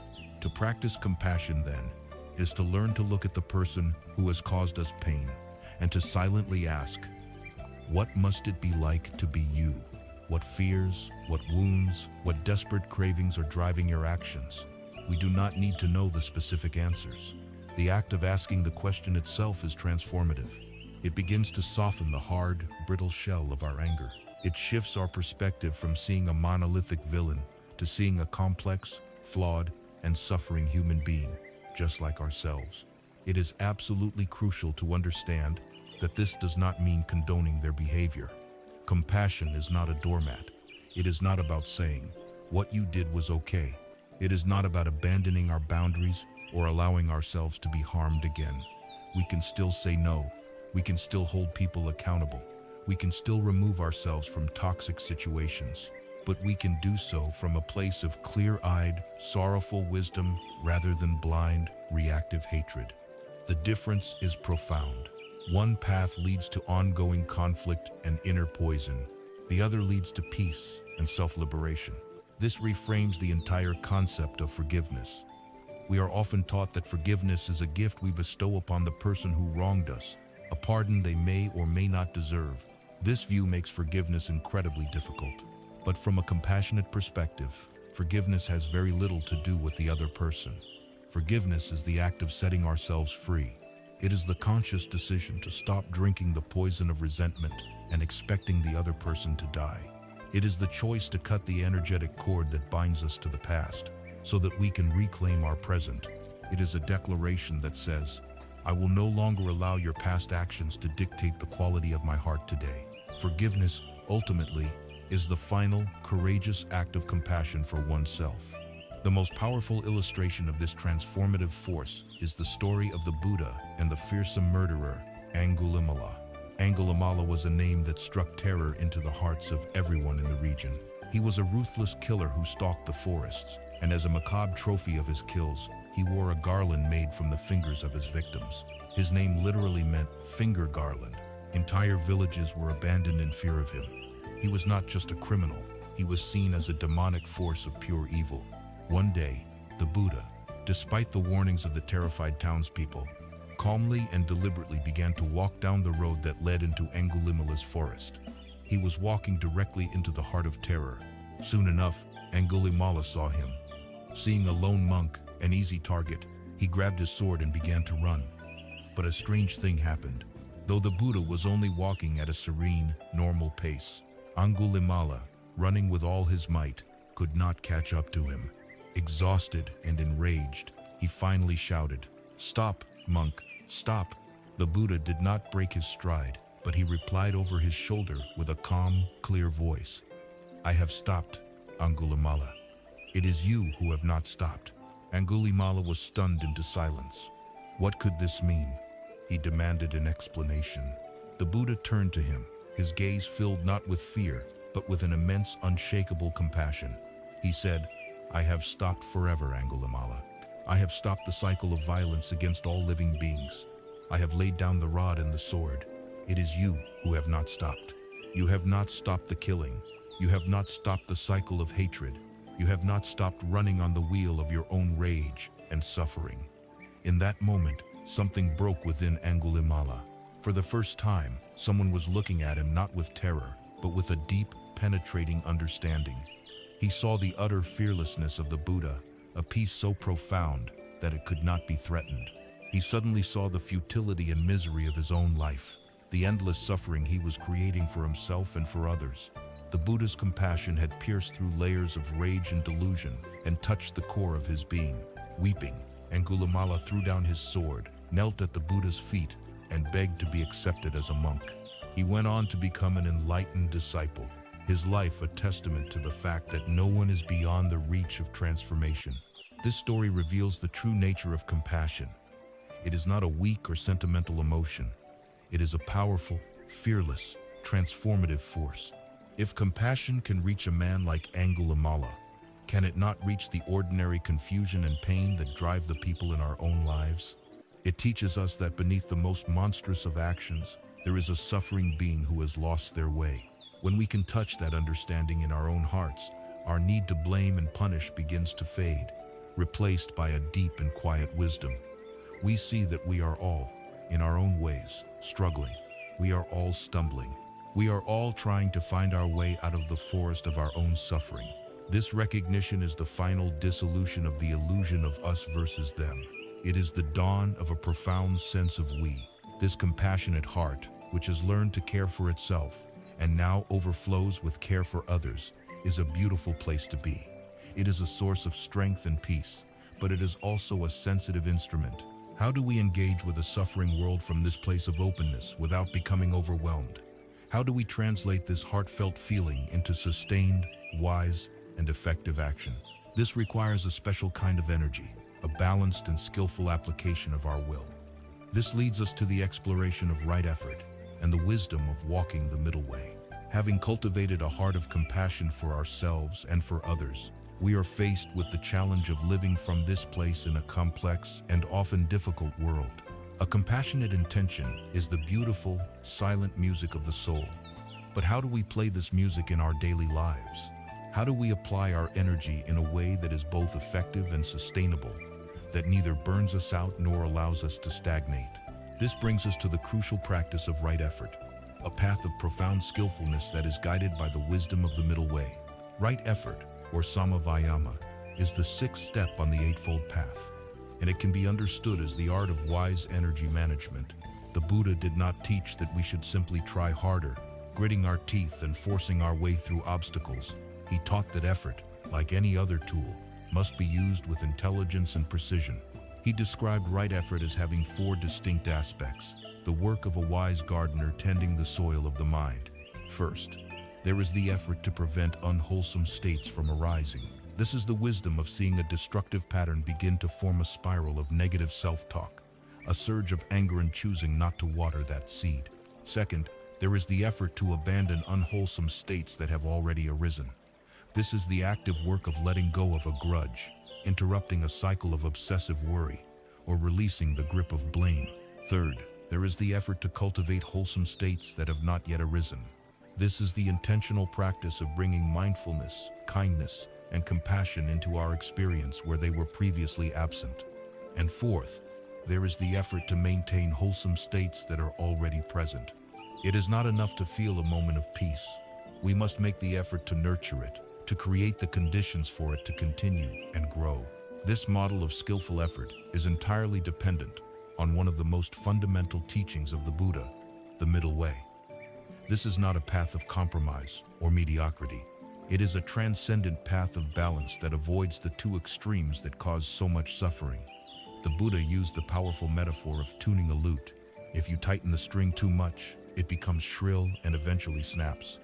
If you leave the string too loose, it cannot produce a clear and beautiful sound. Only when the string has just the right amount of tension can it create beautiful music. Our own effort in life is this lute string. The path of the overly tight string is the path of aggression, striving, and perfectionism. After a stumble, this is the person who immediately tries to conquer their pain through frantic activity. They work 18-hour days to prove their worth, engage in punishing exercise regimes, and refuse to show any sign of vulnerability. They are at war with their own suffering, trying to overwhelm it with sheer force of will. This path inevitably leads to burnout, exhaustion, and a deeper sense of failure when the pain cannot be so easily vanquished. The string snaps. The path of the overly loose string is the path of apathy, despair, and indulgence. After a stumble, this is the person who gives up completely. They collapse into inaction, believing that any effort is pointless.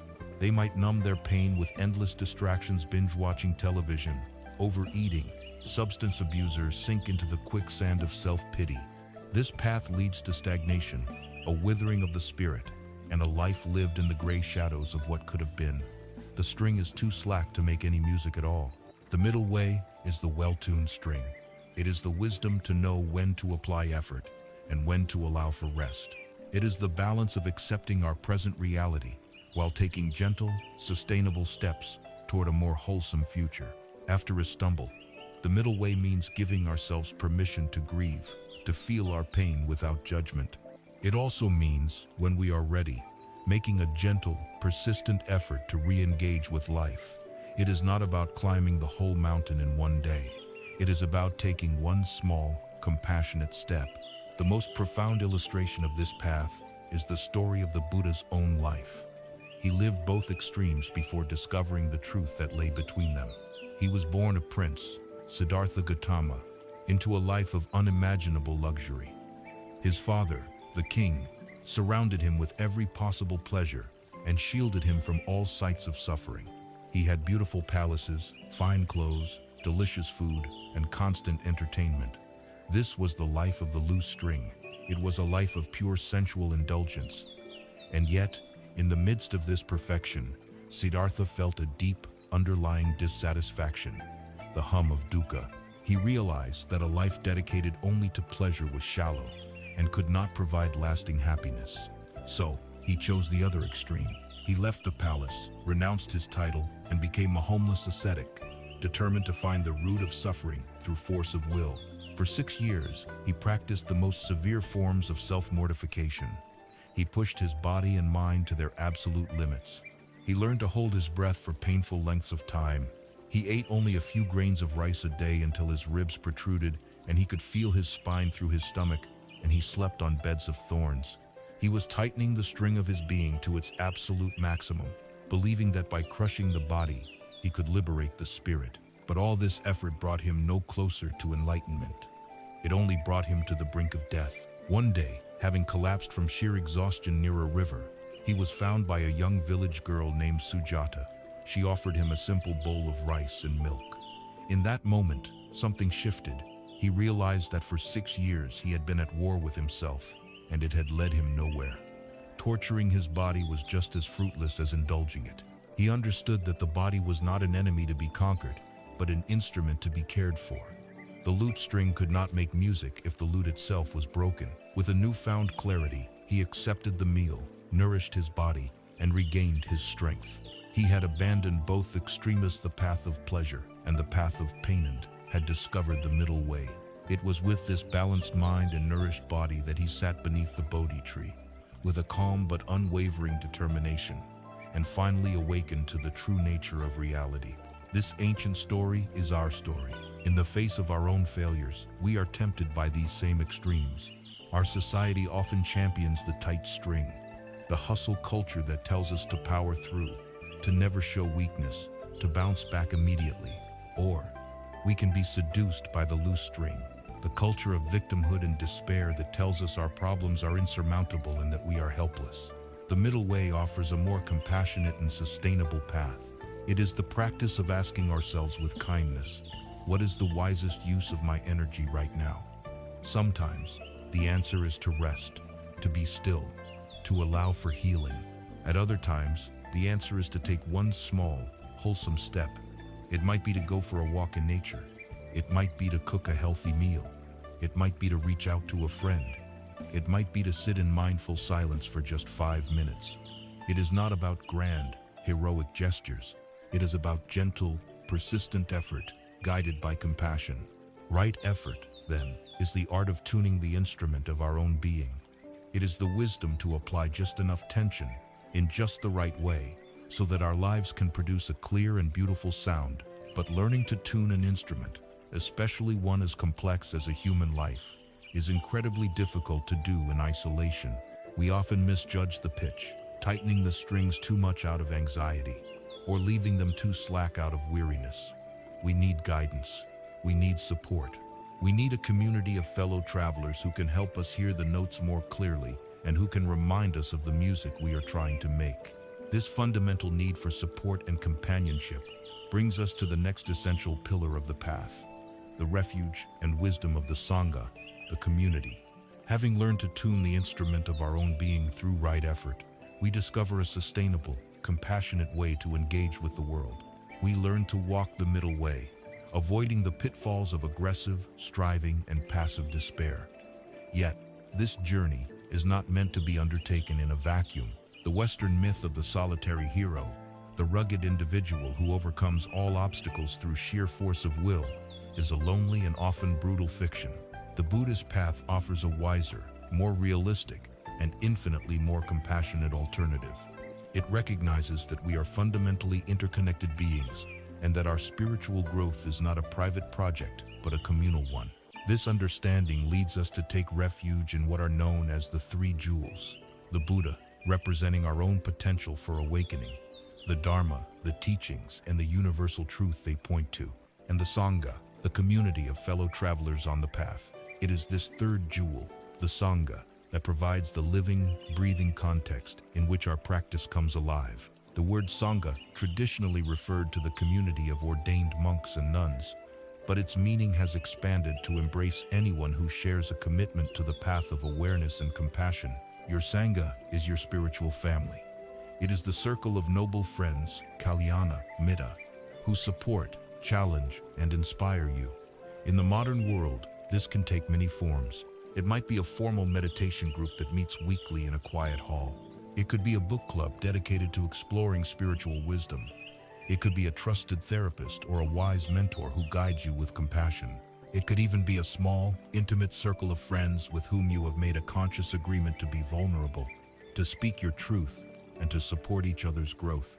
The defining characteristic of a Sangha is not its form, but its function. It is a community dedicated to waking up together. A garden is not just a collection of individual plants. It is a complex ecosystem where each plant contributes to and benefits from the health of the whole. A Sangha is the garden for our hearts, and its members are the fellow gardeners. To understand the profound importance of community, we must first look honestly at the alternative: isolation. After a significant stumble, the mind's natural tendency, driven by the powerful emotion of shame, is to withdraw. Shame is the terrified voice that whispers, "No one can know about this. If they saw this part of me, if they knew how badly I have failed, they would surely reject me. I must hide this weakness." This voice drives us into a self-imposed exile. We retreat from connection, convinced that our pain is a unique and unforgivable flaw. This isolation is a potent poison. Left alone, our mind becomes a dark echo chamber. The harsh voice of the inner critic becomes the only voice we hear, its accusations amplified in the silence. Our perspective narrows catastrophically until the failure swells to become our entire identity. We lose all sense of proportion. This mental anguish is mirrored in the body, which can become flooded with stress hormones, weakening our immune system and leading to a deeper state of depression. In isolation, we become a single, fragile reed, exposed and utterly vulnerable to the harsh winds of our own mind. The Sangha is the antidote to this poison. It is the bundle of reeds, bound together, providing mutual support and collective strength. Its healing power operates in several profound ways. First and foremost, the Sangha offers the gift of bearing witness. When we gather the immense courage it takes to share the story of our stumble with a trusted friend or group, and they simply listen without judging, without offering unsolicited advice, without trying to fix us, something miraculous happens. The simple act of being seen and heard in our pain, of having our reality acknowledged, externalizes the suffering. It brings the monster out of the dark basement and into the light of day, where it immediately begins to shrink. We no longer have to carry the heavy burden of our secret alone. The weight is now shared, and in being shared, it is lightened. Flowing directly from this is the medicine of normalizing the experience.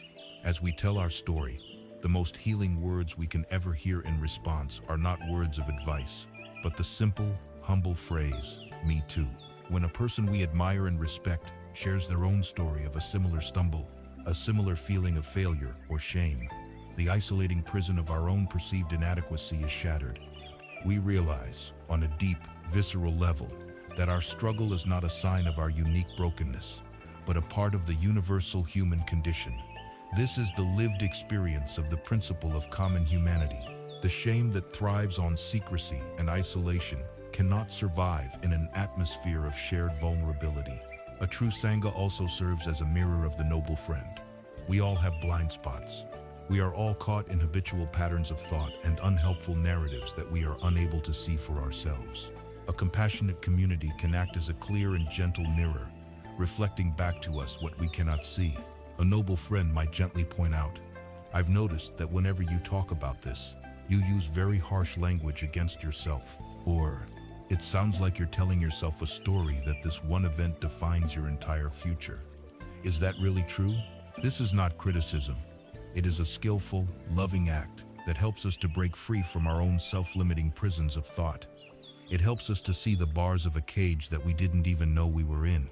Finally, the Sangha provides the power of shared energy and inspiration. The path of practice is long, and there will inevitably be times when our own motivation wanes.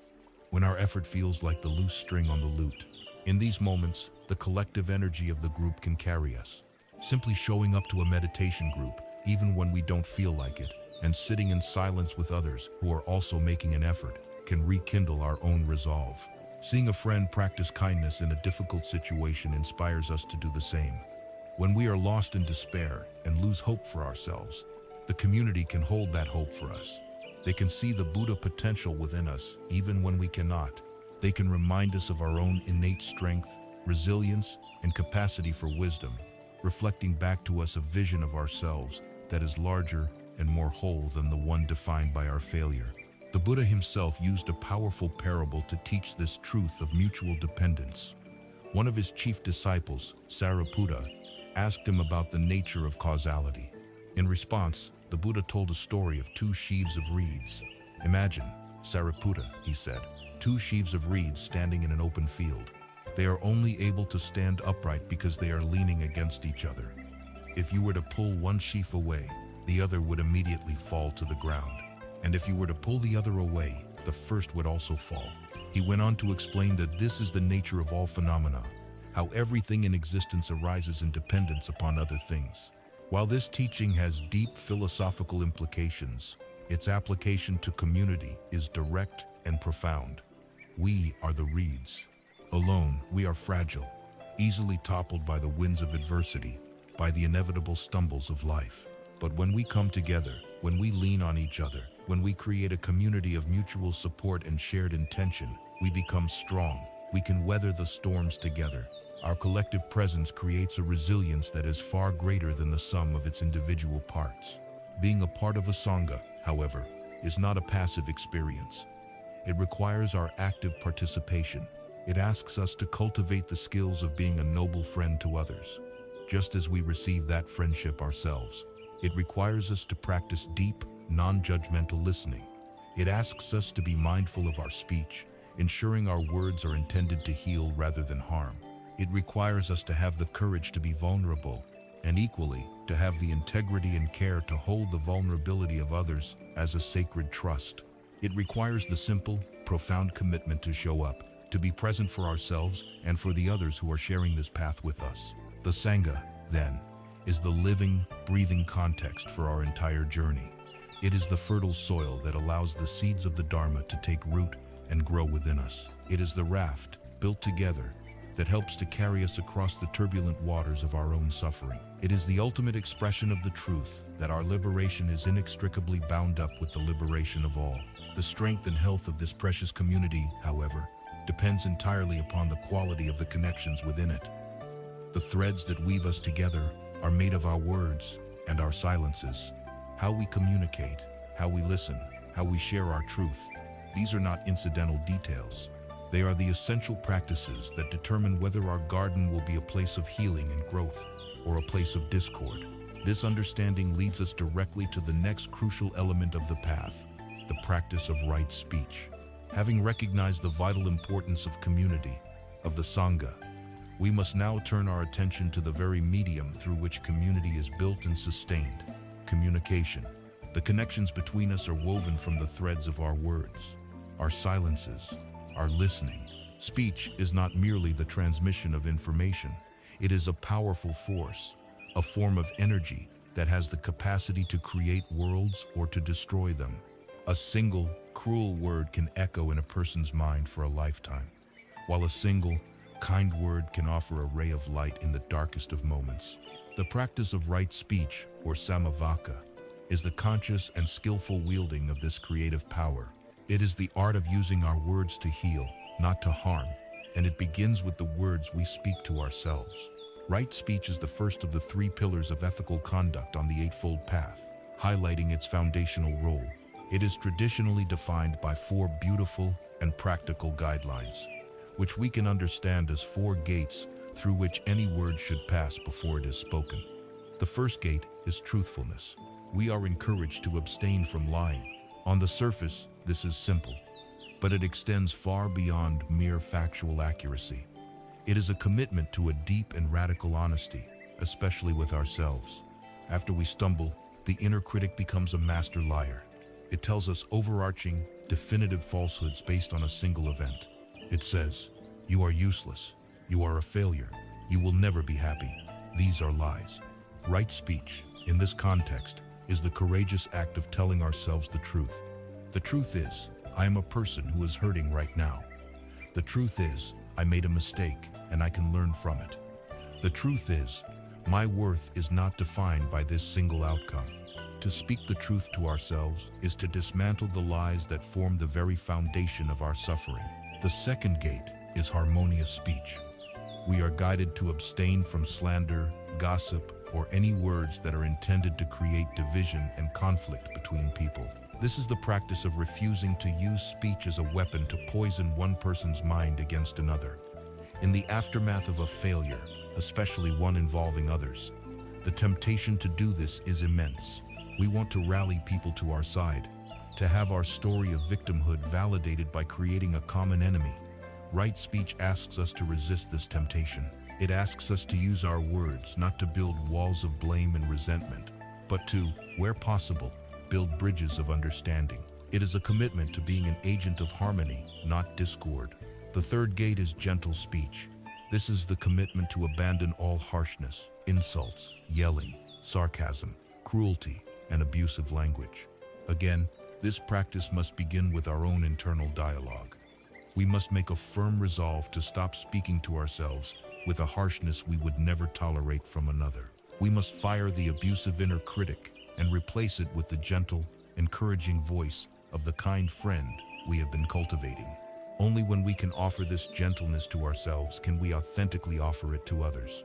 Even when we must deliver difficult news or set a firm boundary, we can choose to do so with words that are clear and firm, yet fundamentally gentle and respectful of the other person's dignity. The fourth gate is meaningful speech. This is the practice of abstaining from idle chatter, pointless gossip, and mindless talk that serves only to distract us and dissipate our energy. After a stumble, we can easily fall into the trap of complaining endlessly without any intention of seeking a solution or of using constant chatter to avoid the discomfort of our own silence. Meaningful speech is purposeful. It has an intention behind it, whether that is to understand, to connect, to heal, to solve a problem, or to share something of beauty.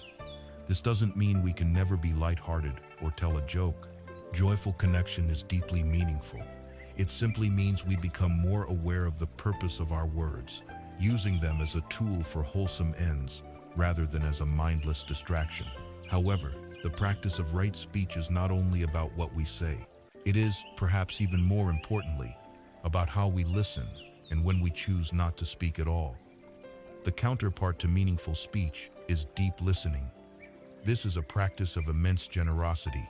It is the act of offering another person our full, undivided, and non-judgmental presence. We listen not with the intent to reply, not to formulate our own story or advice, but with the sole purpose of understanding.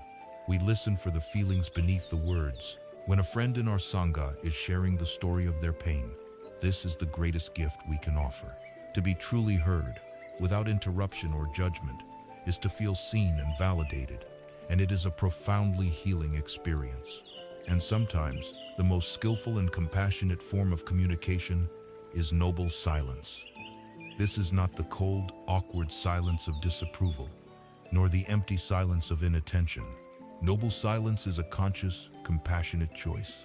It is the wisdom to recognize that there are moments when words are inadequate, when any attempt to explain or advise would only trivialize the other person's experience. It is the strength to simply sit with someone in their pain, holding a space of quiet, unconditional presence.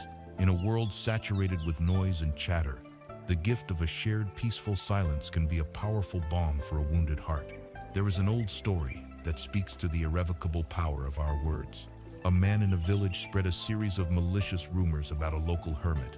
After some time, overcome with remorse, he went to the hermit to apologize and ask how he could possibly atone for the harm he had caused.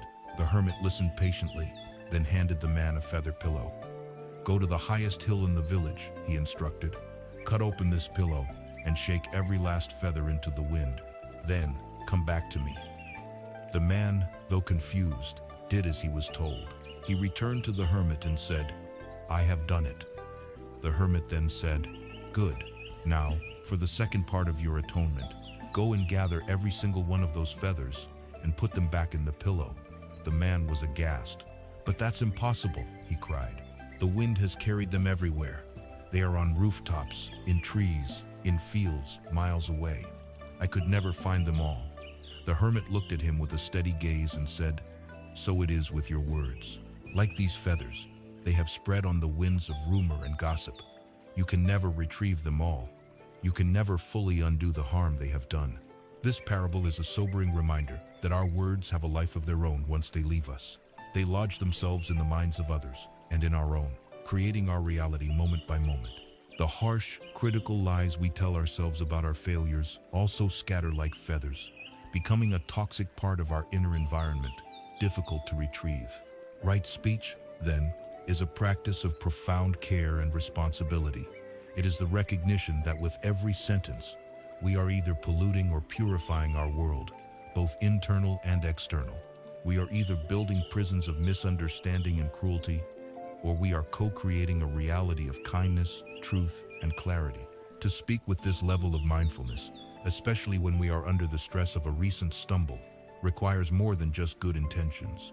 It requires a mind that is stable, calm, and spacious. Our words are often simply the overflow of our inner state. If our mind is a chaotic tempest of anxiety and agitation, our speech will inevitably be reactive, harsh, and unwise. In order to cultivate the inner stillness that is the true source of right speech, we must turn to a more formal and focused practice. We must learn to quiet the storm itself. This leads us directly to the foundational practice for cultivating inner peace, the art and science of meditation. Having learned to communicate with a new sense of kindness and truth through the practice of right speech, we recognize that the quality of our words is a direct reflection of the quality of our mind. A mind that is agitated, chaotic, and fearful will inevitably produce speech that is confused and reactive. A mind that is calm, clear, and spacious will naturally give rise to words that are wise and compassionate. This begs a vital question. How do we cultivate this inner stillness? How do we find the quiet center in the midst of life's storms? This leads us to the very heart of the path of practice, the inner gymnasium where we train the mind itself, the formal art and science of meditation. For many in the Western world, the word meditation is shrouded in myth and misconception. We may picture a stone-faced yogi in a remote cave, or imagine a practice aimed at emptying the mind completely, achieving some blissful trance state where all problems disappear. We may worry that it is a form of escapism, a way of checking out from the difficulties of real life, or that it requires adopting a new religious belief system. Before we can explore what meditation is, we must first be clear about what it is not. Meditation is not an attempt to stop thinking. The nature of the mind is to produce thoughts, just as the nature of the heart is to beat. Trying to forcibly stop your thoughts is like trying to hold back the ocean's tide with your bare hands. It is a futile, frustrating struggle that only creates more tension and a deeper sense of failure. The goal is not to stop the waves, but to learn how to surf them. Furthermore, meditation is not a hunt for blissful experiences. While moments of profound peace, joy, and calm can and do arise during practice, they are not the goal. To chase after pleasant states is simply another form of craving, another attachment that leads to disappointment. A successful meditation session is not one that is filled with bliss, but one in which we have remained present and aware, regardless of whether the experience was pleasant, unpleasant, or neutral. Finally, meditation is the absolute opposite of escapism. It is a courageous act of turning towards our reality, not away from it. It is the practice of looking deeply into the nature of our own mind, with all of its beauty, its chaos, its pain, and its confusion. It is the most intimate and honest encounter we can have with ourselves. It is not about checking out of life. It is about learning how to be fully present for it. So, what is meditation? At its core, it is the deliberate and sustained training of attention and awareness. In the Buddhist tradition, this training is often described as having two aspects, like the two wings of a bird, both of which are necessary for flight. The first wing is called samatha, which means calm abiding or concentration. This is the attention muscle training. It is the ability to place your focus on a single, chosen object, most commonly the physical sensation of the breath, and to keep it there. Each time the mind wanders away, and you gently but firmly bring it back, you are strengthening the muscle of concentration. A mind that is untrained is like a diffuse, flickering light, its energy scattered in 1,000 directions. A mind trained in samatha is like a powerful, coherent laser beam, capable of sustained focus and deep clarity. This practice is what brings stability and calm to the mind. The second wing is called vipassana, which means insight or clear seeing. Once the mind has been somewhat stabilized through the practice of concentration, we can then use that focused attention to investigate the nature of our experience. We turn the laser beam of our attention inward. We begin to see, not just as an intellectual idea, but as a direct, felt experience, the truth of the teachings we have been exploring. We see the constant arising and passing away of thoughts and sensations, directly experiencing the truth of impermanence, anicca. We see that feelings of pain or pleasure arise in the body without a central owner, directly experiencing the truth of non-self, anatta. We see how our own act of clinging to pleasant sensations and resisting unpleasant ones is what creates our suffering, directly experiencing the truth of dukkha. Vipassana is the practice that cultivates wisdom. Together, the calm stability of samatha and the penetrating wisdom of vipassana work in tandem to liberate the mind. Let us make this intensely practical. The most common and accessible form of meditation is mindfulness of breathing. Here is a simple guide. Find a posture that embodies both dignity and ease. You can sit on a cushion on the floor or in a chair with your feet flat on the ground. The key is to keep your back straight but not rigid, allowing the energy to flow freely. Let your hands rest comfortably in your lap and allow your eyes to gently close or rest with a soft, unfocused gaze on the floor in front of you. Take a few deeper breaths to begin, and with each exhalation, feel yourself letting go of any unnecessary tension in your body. Now, bring your attention to the simple, physical sensation of your breath. Choose one spot to be your anchor point. It might be the cool touch of the air at the tip of your nostrils as you breathe in, and the warm touch as you breathe out, or it might be the gentle rise and fall of your abdomen. Do not try to control the breath, just let it be natural. Your only job is to rest your attention on this sensation, as if you were a gatekeeper simply watching people come and go. Inevitably, very quickly, you will notice that your mind has wandered. You may be lost in a memory of your recent stumble, planning your day, or caught in a fantasy. This is not a mistake. This is not a sign that you are a bad meditator. This is simply what minds do.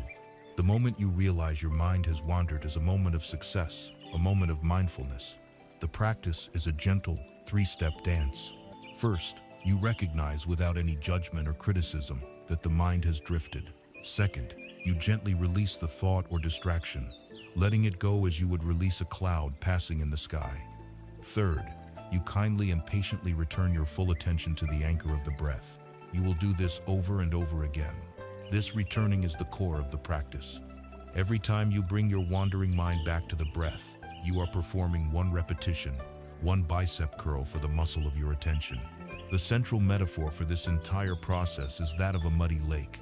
Imagine your mind after a failure is like a glass of water filled with mud that has been vigorously stirred. It is opaque, chaotic, and impossible to see through.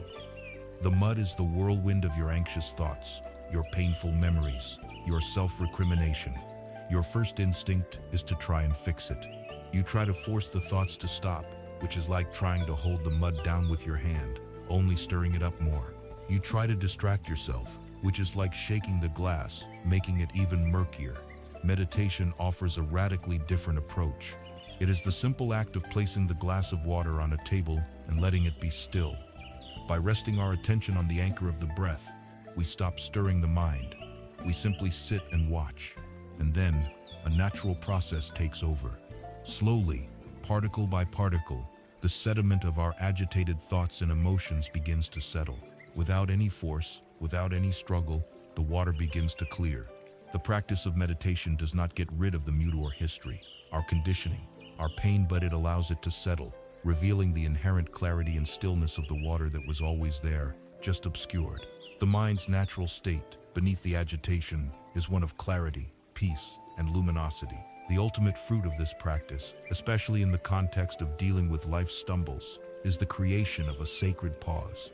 Our habitual way of being is one of stimulus and immediate reaction. The stimulus is the failure. The automatic reaction is a cascade of anxiety, anger, or despair. We are slaves to this instantaneous, unconscious process. Meditation practice begins to insert a space, a gap, between the stimulus and the reaction. In the heat of a difficult moment, because we have trained our mind to do so, we can remember to connect with our breath. This creates a pause, and in that pause lies our entire freedom. In that space, we are no longer compelled to follow our old, destructive, habitual pathways. We have a choice. We can choose to respond to the situation from a place of clarity, wisdom, and compassion, rather than from a place of fear and reactivity.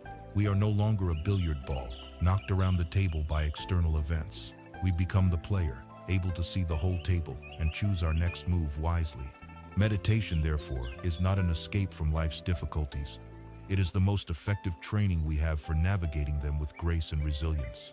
It is the act of tending to our inner world so that we can meet the outer world with strength and an open heart. It is the process that allows the muddy water of our mind to settle, and once the water is clear, we can begin to see all the way to the bottom. We can perceive the deeper currents and hidden patterns that govern our lives.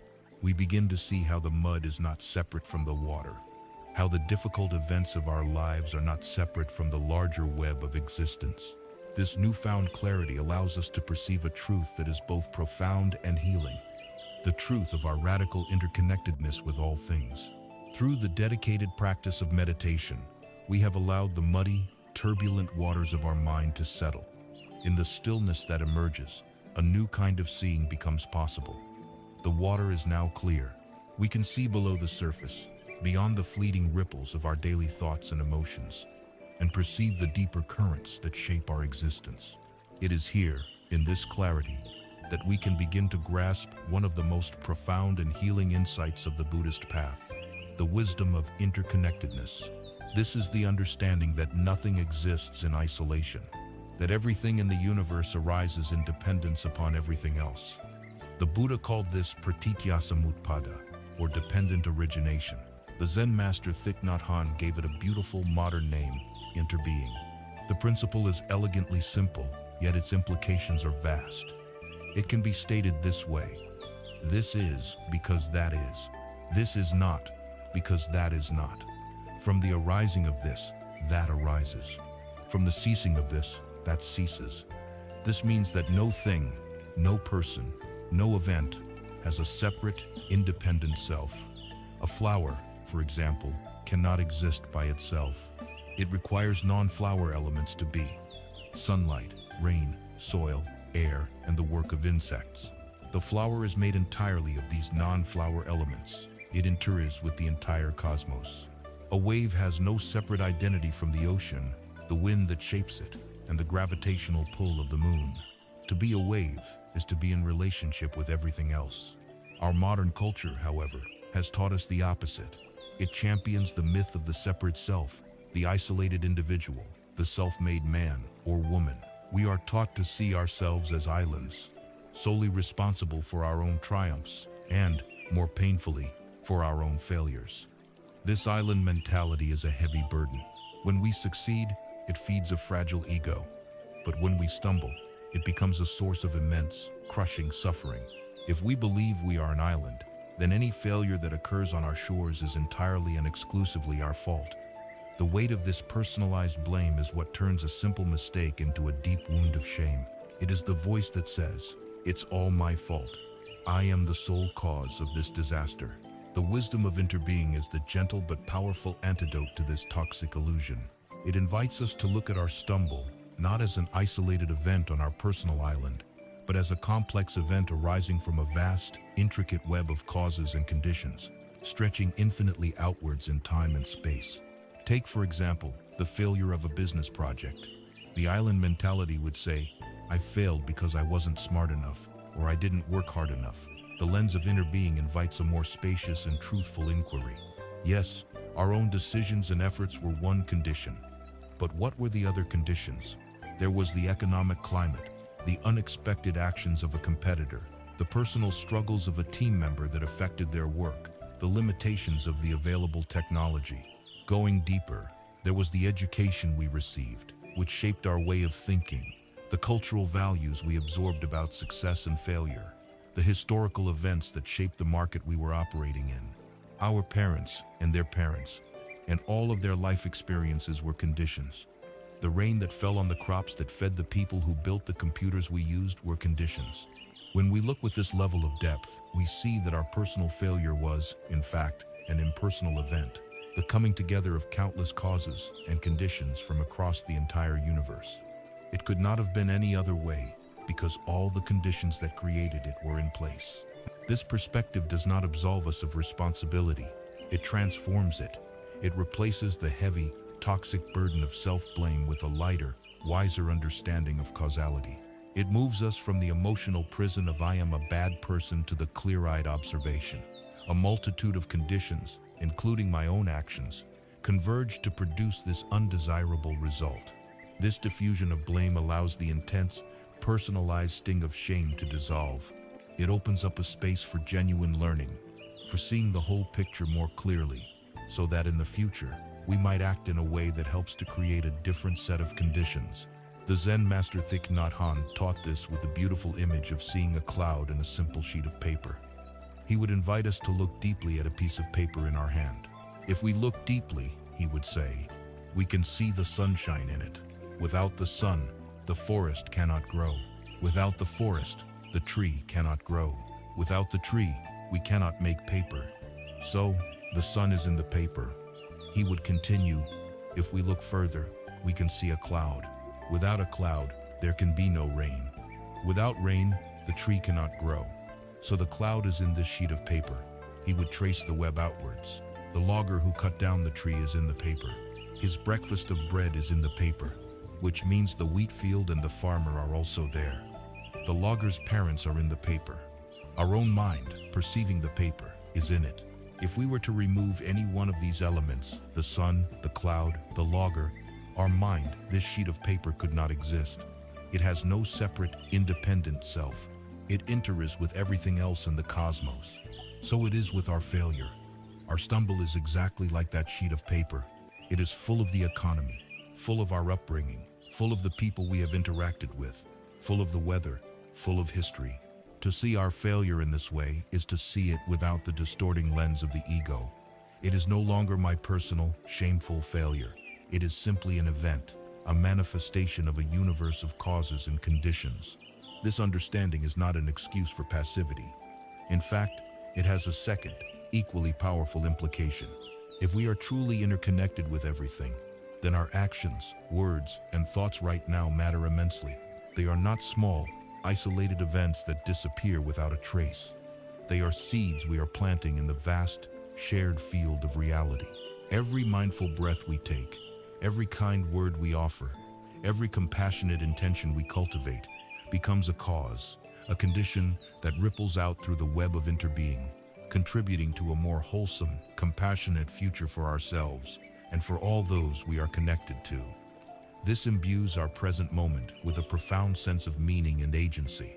We are not just victims of past conditions, we are active co-creators of future conditions. The wisdom of interbeing heals the fundamental wound of separation. It shows us that we are not, and have never been, isolated islands. We are waves in a single, vast ocean. We are leaves on a single, ancient tree.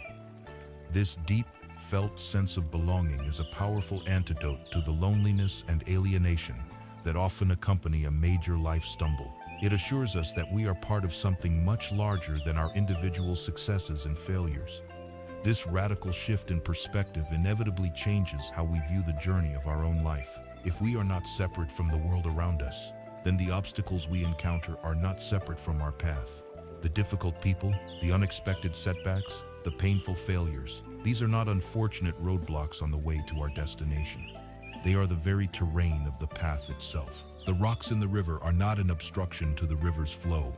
They are what makes the rivers sing. This realization that the obstacle is the way, leads us to a new and dynamic understanding of our practice. Having realized our profound interconnectedness with all of life, we arrive at a vantage point from which our entire journey is transformed. We see that we are not islands, but waves in a single ocean. This insight dissolves the illusion of a separate self, and with it, the very idea of a separate path. We often carry a subtle belief that our spiritual practice is something we will get to later. We think, once I get over this failure, once I solve this financial problem, once my heart is healed, then I will have the time and peace to dedicate myself to the path. We see our current struggles as an unfortunate detour, a messy and inconvenient obstacle that is keeping us from our real journey. The wisdom of Zen, however, reveals this to be a fundamental delusion. The messy, difficult, imperfect life you are living right now is not an obstacle to the path. This life is the path. There is no other. Our Western minds tend to think of a path as a linear progression, a road leading from a starting point of suffering to a destination of enlightenment. From this perspective, a stumble, a failure, is a disastrous wrong turn. It feels as though we have wandered off the main road into a dark and tangled wood, and we are consumed with the anxious need to find our way back to the correct path. But this is to misunderstand the nature of the journey. The path is not a pre-paved highway. The path is the very ground that is beneath your feet in this moment. When you stumble and find yourself in a dark wood, that wood becomes your path. There is nowhere else to be. The challenge is not to find your way back to the road you were on, but to learn how to practice right here, in the heart of the woods. This shift in perspective is one of the most powerful and liberating we can make. It transforms the very nature of adversity. Our obstacles are no longer seen as frustrating impediments to our practice. They are revealed to be the most potent opportunities for practice we will ever be given. It is easy to feel mindful, peaceful, and compassionate when life is going well, when the seas are calm and the sun is shining. This is the equivalent of a spiritual vacation. But the true test of our practice, the live fire exercise that reveals where our real work lies, is the moment the storm hits. A major life stumble is a merciless but effective spiritual teacher. It holds up a mirror and shows us, without flattery, exactly where we are still caught. It shows us the exact contours of our attachments, revealing what we were clinging to so tightly. It shows us the fragility of our ego, how much of our identity was built on a particular outcome or role. It shows us the deep-seated nature of our aversion to pain and our craving for security. It shows us where our compassion for ourselves and others wears thin. Without the stumble, we might have gone on for years, believing we were far more advanced on the path than we truly are. The obstacle, then, is not an enemy. It is an invaluable diagnostic tool, a compassionate, if stern, guide pointing directly to the areas that need our attention.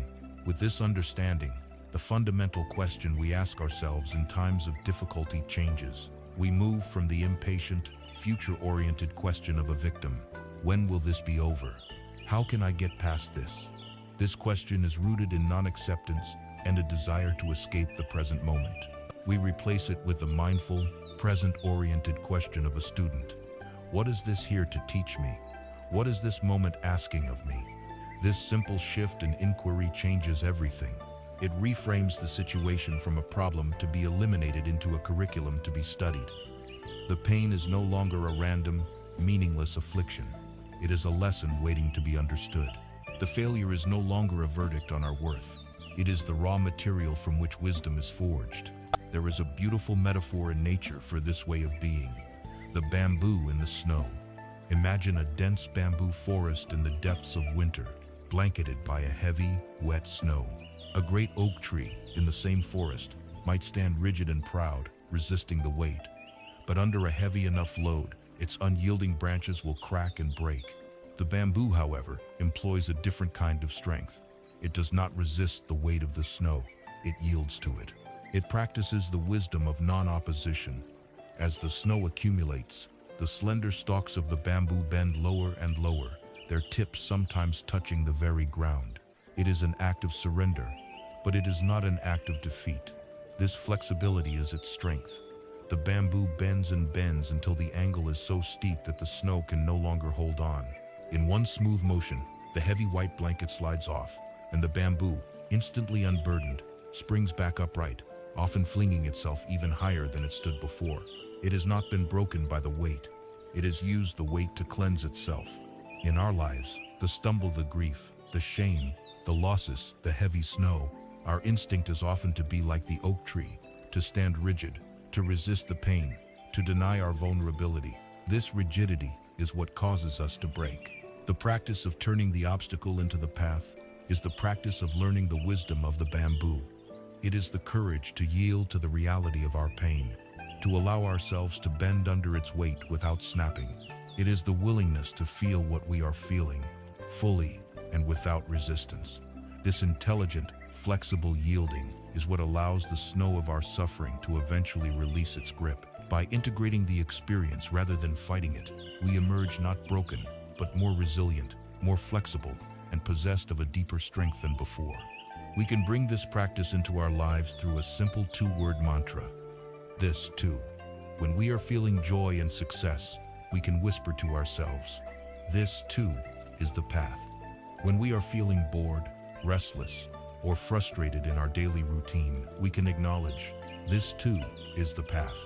And when we are in the depths of despair, when the pain of our failure feels overwhelming, we can gently, compassionately remind ourselves, "This too is the path." This simple phrase is an act of radical inclusion. It affirms that nothing is to be excluded. It stops us from dividing our life into the good parts where we are on the path and the bad parts where we have lost it. It is all the path, the smooth stretches, the rocky climbs, the dark woods, the sunlit meadowsid, is all the sacred ground of our one and only life. This understanding is the ultimate integration of everything we have learned so far. It is the moment when practice ceases to be something we do for a few minutes a day and becomes the very way we are in every moment. We stop waiting for a different, better, more spiritual life to begin, and we start engaging with the life that is right in front of us with our whole being. This means embracing the totality of our experience, not just the parts that are pleasant and whole, but also the parts that feel shattered and imperfect. If our very brokenness is part of the path, then how do we relate to these broken pieces? Can we find meaning and even beauty, not in spite of them, but precisely because of them? This question leads us to a profound Japanese aesthetic that is, at its heart, a deep spiritual teaching, the art of kintsugi, or golden repair. Having embraced the profound truth that the obstacle is the path, we fundamentally alter our relationship with difficulty. We no longer see our stumbles and failures as deviations from our journey, but as the very terrain of the journey itself. This is a courageous acceptance of our life as it is, in all its messy, unpredictable glory. But what of the aftermath? What of the broken pieces left behind by our stumbles? What do we do with the sharp edges of our grief, the visible cracks in our confidence, the lingering scars of our shame? Our modern culture offers a clear, if unforgiving, answer: hide them or throw them away. We live in a cult of the flawless. We are taught to value smooth surfaces, newness, and perfection. We airbrush our photos, curate our online lives to show only our triumphs, and learn to speak of our past mistakes in hushed tones, if at all. When an object breaks, we discard it and buy a new one. This throwaway mentality has seeped into how we view ourselves. We believe that our broken parts are a source of shame, evidence of our inadequacy, and that they must be concealed at all costs if we are to be considered worthy of love and respect. There is, however, another way, a way that is not only more compassionate, but infinitely more beautiful. It comes to us from the ancient artistic and philosophical traditions of Japan. It is the art of kintsugi. The word literally means to join with gold. Kintsugi is a method of repairing broken pottery, but it is unlike any repair we are used to. When a cherished tea bowl or plate is shattered, the pieces are not glued back together in an attempt to hide the damage. Instead, the broken pieces are painstakingly reassembled using a special lacquer mixed with powdered gold, silver, or platinum. The result is that the lines of fracture, the history of the object's trauma, are not concealed. They are illuminated. The cracks are transformed into intricate golden rivers that trace a map of the object's journey. The finished piece is considered more beautiful, more valuable, and more precious than it was in its original, perfect state. The process of kintsugi is itself a profound meditation on healing. First comes the shattering, the sudden, unexpected moment of collapse. Then comes the patient gathering of the fragments. Every piece, no matter how small or seemingly insignificant, is collected with care. This is the act of mindful presence with the aftermath of our own failure, the willingness to sit with all the shattered pieces of our plans and our identity without discarding any part of the painful experience. Next, the pieces are joined with urushi, a natural lacquer derived from the sap of a tree. This lacquer is actually toxic to the touch until it cures, requiring immense skill and patience from the artisan. It is a slow, difficult, and sometimes painful process of bringing the pieces back into relationship with one another. This is the deep, internal work of healing. It is not a quick fix. It takes time for the wounds to bind together. The final, transformative step is to dust the still tacky lacquer lines with precious gold. This is a conscious, aesthetic choice. It is a declaration that the breakage and the repair are not something to be ashamed of, but are now a fundamental and beautiful part of the object's story. The lines of gold do not deny that the bowl was broken. On the contrary, they celebrate it. They announce to the world, I was broken, and now I am whole again, and this is the map of my healing. The bowl is reborn, not as a perfect, unblemished thing, but as something unique, resilient, and possessed of a profound and quiet beauty that it could never have attained without first being broken. This art form is a physical manifestation of a deeper Japanese aesthetic philosophy known as wabi-sabi. Wabi-sabi is the appreciation of a beauty that is imperfect, impermanent, and incomplete.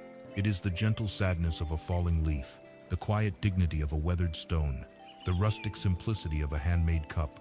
It is a worldview that finds value not in glossy perfection, but in the authentic marks of time, use, and experience.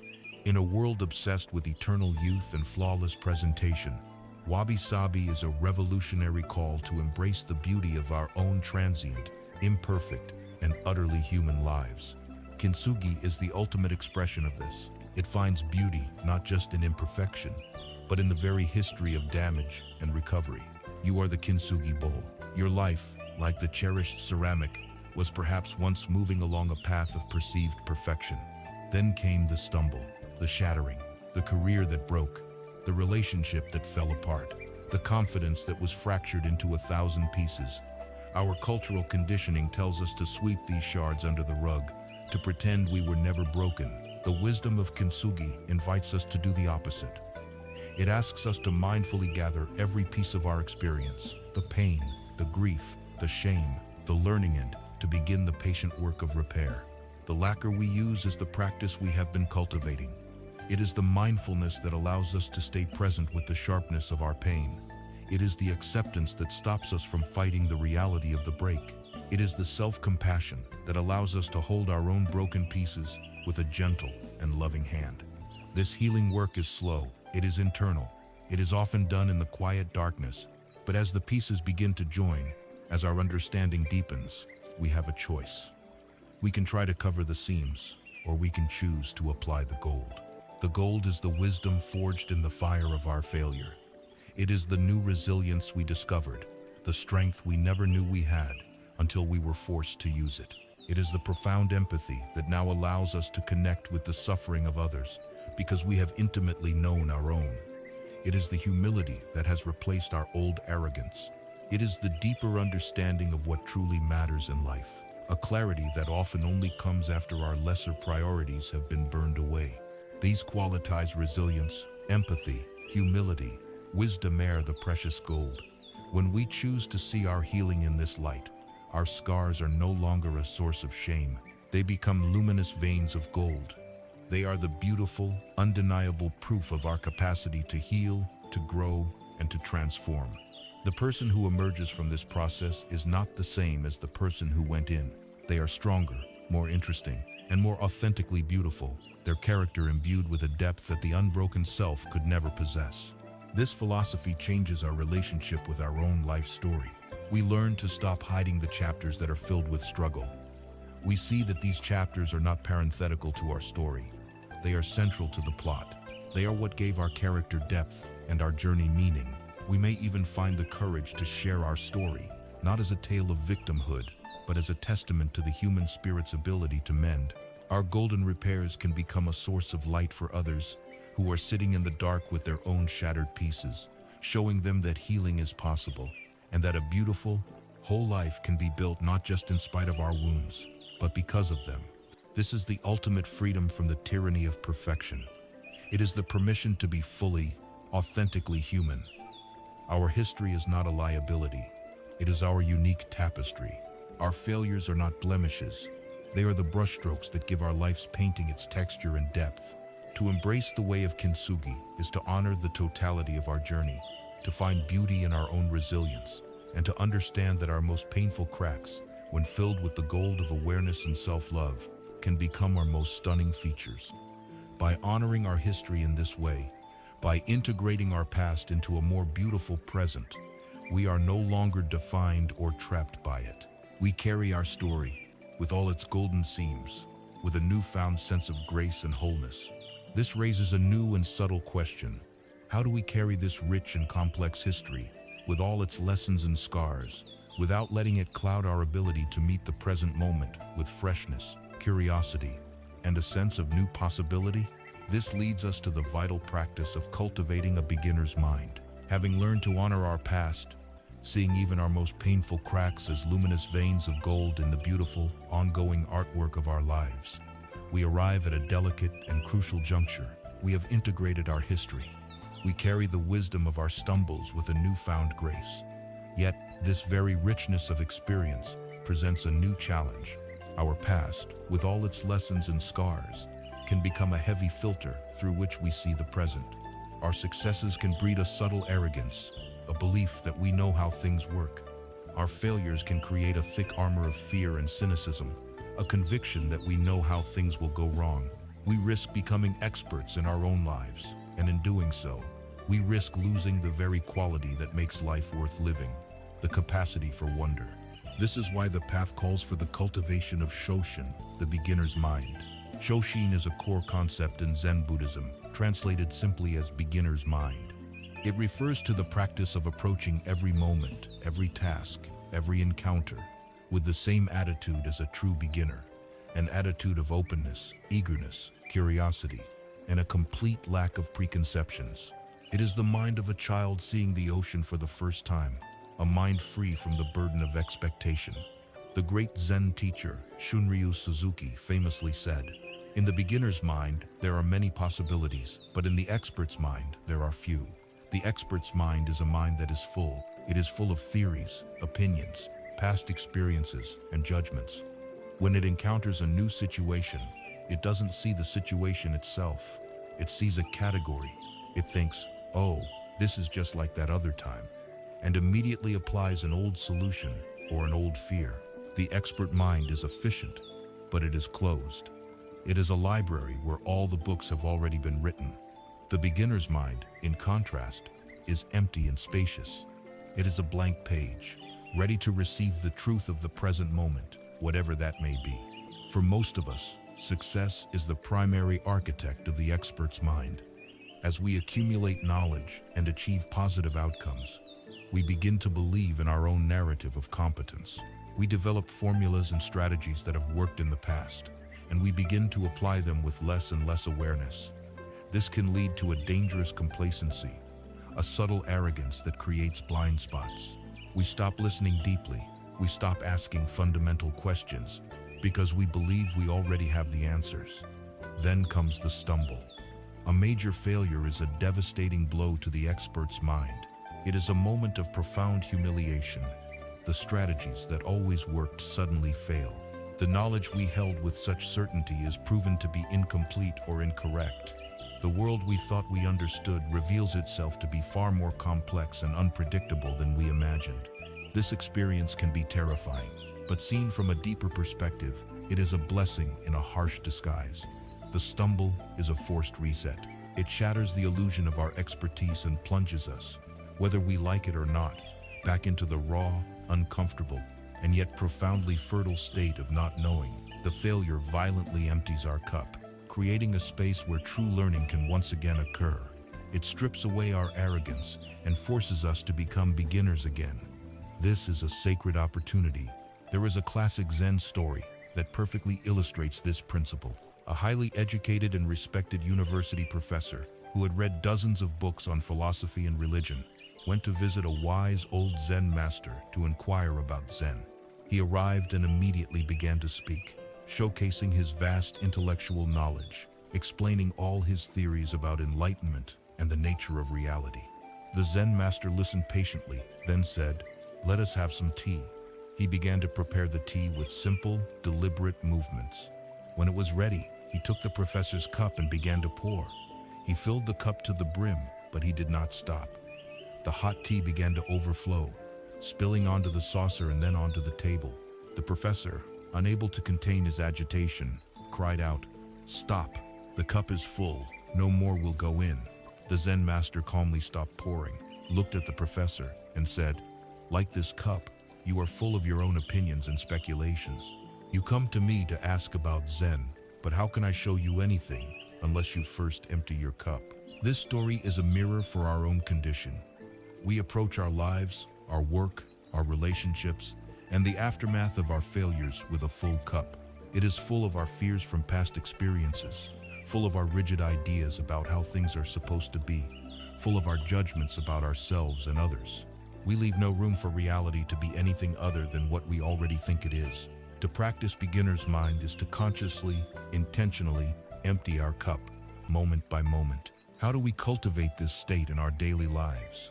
It begins with embracing the simple, powerful phrase, "I don't know." In our culture, "I don't know" is often seen as a sign of weakness or ignorance. In Zen practice, it is seen as a gateway to wisdom. It is the humble admission that opens the door to genuine curiosity. From this place of not knowing, we can begin to ask real questions, not rhetorical ones. We can look at a coworker with whom we have a difficult relationship and ask, "Who is this person, really, beyond my stories about them?" We can look at our own feeling of anxiety and ask, "What is this sensation, really, without the label of anxiety?" We can practice by listening. When we are in a conversation, especially a disagreement, the expert mind is busy formulating its rebuttal, waiting for its turn to speak and prove its point. The beginner's mind listens with the genuine intention of understanding the other person's perspective, with the radical assumption that they might have something valuable to teach us. We can also practice with our senses. The senses are natural doorways to the present moment, free from the contamination of old opinions. Try eating a piece of fruit as if you have never tasted it before. Pay full attention to its color, its texture, its aroma, its explosion of taste in your mouth. You are connecting with the reality of the fruit, not your memory of it. This is beginner's mind in action. After a stumble, this practice is our lifeline to a new future. If we approach our next project with a mind full of the last failure, we will be timid, fearful, and constantly projecting past outcomes onto the present. We will be crippled by our own history. But if we can meet the new project with a beginner's mind, we can see it for what it is, a new situation, a new set of conditions, a new opportunity. We carry the lessons of the past, but we are not imprisoned by them. We honor the golden repairs of our kintsugi bowl, but we do not let the memory of the break prevent us from filling the bowl with fresh tea today.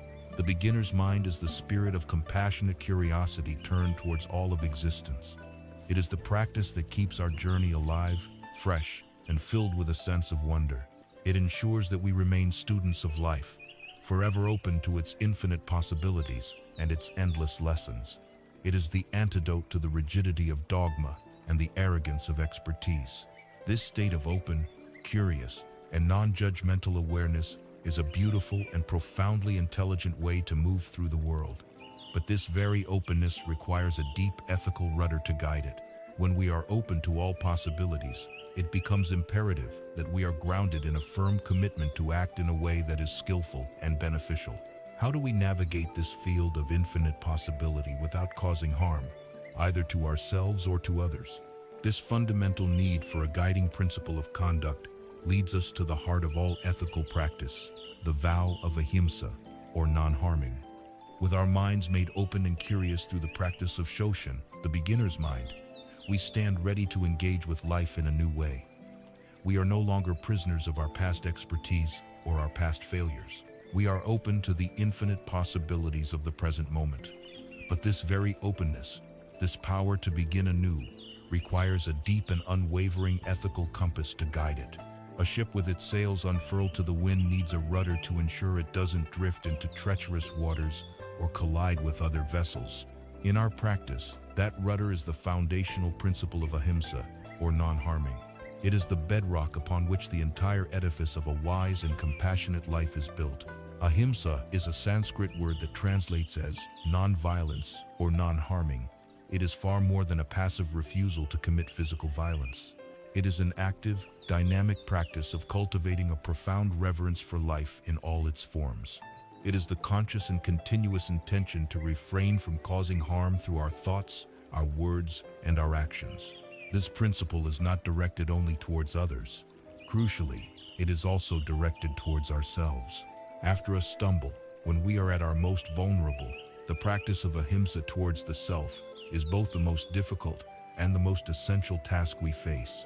When we are wounded by a significant failure, the raw pain can trigger our most primitive survival instincts. These instincts often manifest as a powerful temptation to cause further harm, either outwardly or inwardly. The impulse to lash out is a primal response to pain. We feel powerless, hurt, and ashamed.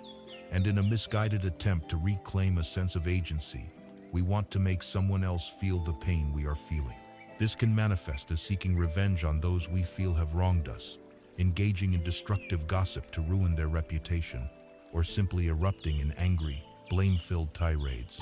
Each of these actions is like throwing a handful of sharp stones. They may or may not hit their intended target, but they are guaranteed to leave our own hands scraped and bleeding. They perpetuate a cycle of violence and ensure that the suffering connected to the initial event continues to ripple outwards, causing ever more complication and pain.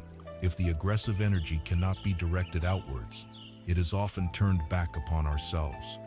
This is the dark root of self-destructive behavior.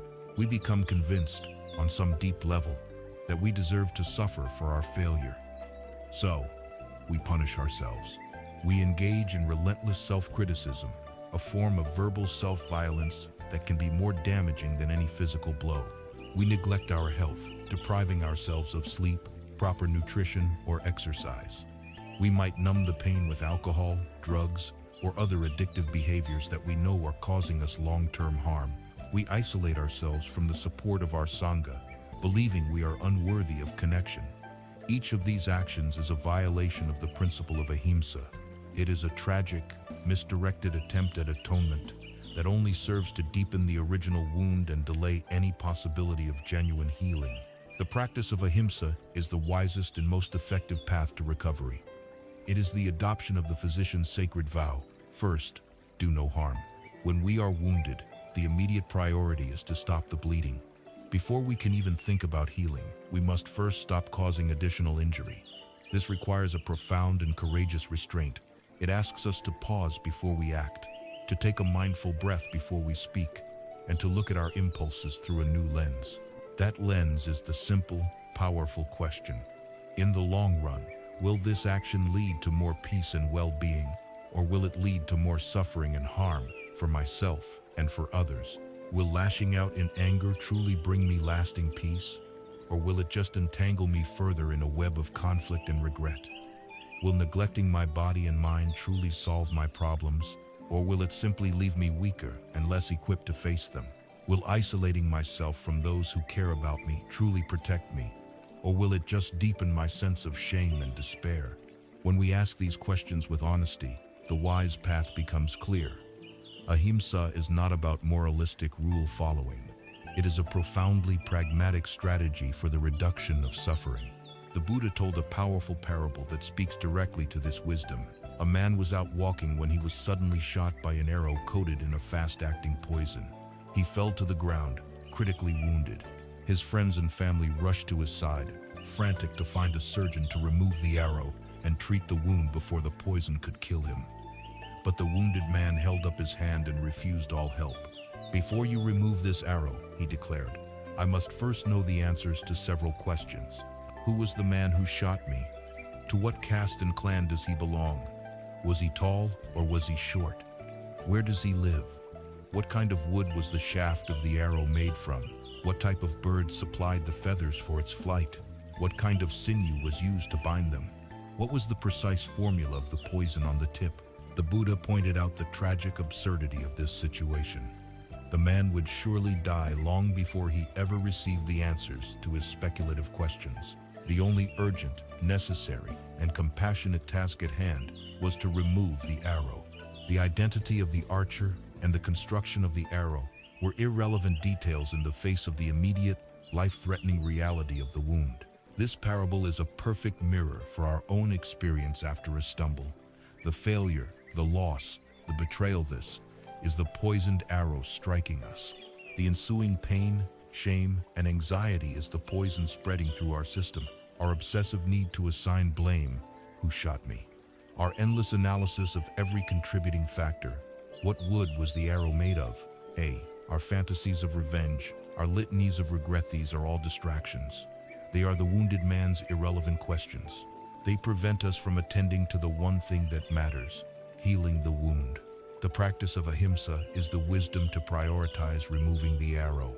It is the commitment to focus our energy on soothing our own pain, on calming our own mind, on healing our own heart, rather than getting lost in a labyrinth of blame and analysis that only allows the poison to spread further. To practice non-harming when we ourselves have been harmed is not an act of weakness. It is an act of immense strength. It takes far more courage and self-awareness to meet a painful situation with restraint and a commitment to healing than it does to react with blind, aggressive force. It is the quiet, formidable strength of the healer who understands that violence, whether directed outward or inward, only ever begets more violence. It is the conscious choice to step out of the cycle of reactivity and to be a force for peace, starting with the troubled landscape of our own heart. When we ground our lives in this fundamental principle of non-harming, our entire journey of self-discovery becomes safe. Our beginner's mind has a compassionate guide.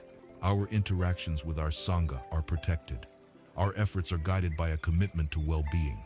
As we learn to act in this way, and we see our stumbles not as verdicts, but as lessons, we begin to notice something profound about the nature of reality itself. We see that the rigid labels we apply to life success, failure, good, bad are not solid, inherent properties of events. They are interpretations, stories we project onto a reality that is far more fluid and mysterious. This insight, that life is empty of our fixed concepts, is the doorway to the deepest wisdom of the path. It is the gateway to understanding the liberating truth of emptiness, or shunyata. Having learned to act with non-harming and to see our stumbles as teachers, we are led to the very peak of the mountain of wisdom. From this vantage point, we are asked to look at the entire landscape of our lives, our successes, our failures, our identities, our very world, and to question their fundamental nature. This inquiry leads us to the most profound, subtle, and ultimately liberating teaching in the Buddhist tradition, the wisdom of emptiness, or shunyata. The word emptiness can be deeply misleading to the Western ear. We immediately associate it with a cold, nihilistic void, a meaningless abyss, a negation of all that we hold dear. We imagine that to see the world as empty is to see it as pointless and to feel nothing. This interpretation is the absolute opposite of the teaching's intent. Shunyata does not mean nothingness. The chair you are sitting on is real. The pain of a broken heart is real. The joy of connection is real. Emptiness does not deny the reality of our experience. Rather, it clarifies the nature of that reality. The key to understanding this concept lies in a single, crucial qualifier. Things are not just empty. They are empty of something. They are empty of a separate, independent, permanent, and inherent existence. This is the ultimate culmination of the truths we have already explored. We saw that all things are impermanent, anicca, so they are empty of permanence. We saw that there is no fixed, separate self, anatta, so we are empty of an unchanging personal essence. We saw that everything arises in dependence on everything else, interbeing, so all things are empty of a solitary, independent identity. In fact, the most practical and useful way to understand emptiness is to see it as a restatement of interbeing. The two are two sides of the same coin. A thing is empty of a separate self because it is full of the entire universe. The sheet of paper is empty of any inherent paperness precisely because it is full of the non-paper elements of the sun, the cloud, the tree, and the logger. To be empty is to be dependently arisen. To be empty is to be radically interconnected. It is not a state of lack, but a state of infinite relation. Now, let us bring this profound view to bear on the heart of our own suffering, our experience of failure. After a major stumble, we are crushed by the weight of this word, failure. It feels like a solid, objective truth, a brand that has been seared into our very being. We believe that we are a failure. The wisdom of emptiness invites us to investigate this label. What is this thing you call failure? It was a series of events. Words were spoken, actions were taken. A certain result occurred that was different from the one you desired. These are the facts. But the concept failure, with all its heavy, toxic connotations of worthlessness and shame, is not a property of the events themselves. The events are neutral. The label failure is a story, a judgment, a mental projection that your mind has placed upon the events. The events themselves are empty of that inherent meaning. This is the key that unlocks the prison. If failure is a mental construct, not an objective reality, then you cannot be a failure. You are a human being who experienced a set of circumstances that you have labeled as a failure. And if you are the one who applied the label, you are also free to change it. This is not mere positive thinking. It is a reflection of the true, fluid nature of reality. The event itself, being empty, is pregnant with infinite potential meanings. You can choose to see it through the lens of failure, or you can choose to see it through the lens of a powerful lesson, a necessary course correction, a painful but invaluable teaching, or the closing of one door so that another may open. Because the event itself is empty, all of these interpretations are potentially valid. The wisdom lies in choosing the interpretation that leads to less suffering and more growth. The same is true of success. We cling to success, believing it makes us inherently a successful person. But success is also an empty label applied to a temporary set of favorable conditions. It is not a permanent identity. When we see the emptiness of both labels, they lose their power over us. They can no longer define us. We are free from the desperate craving for one and the mortal terror of the other. In Zen calligraphy, there is a practice that powerfully symbolizes this truth, the drawing of the enso, or circle of togetherness.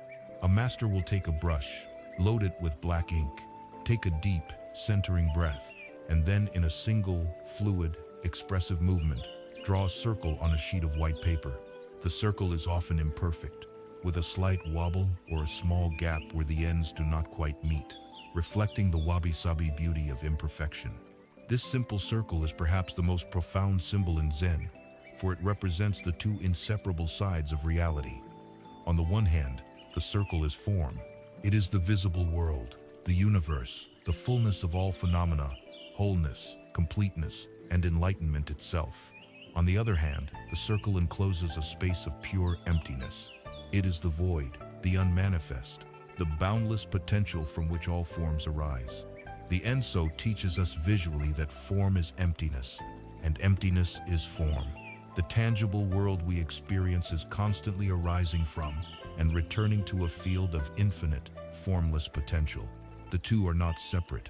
They are a single, dynamic dance. Nothing and everything are not opposites. They are one reality. To understand emptiness is to see our lives in this way.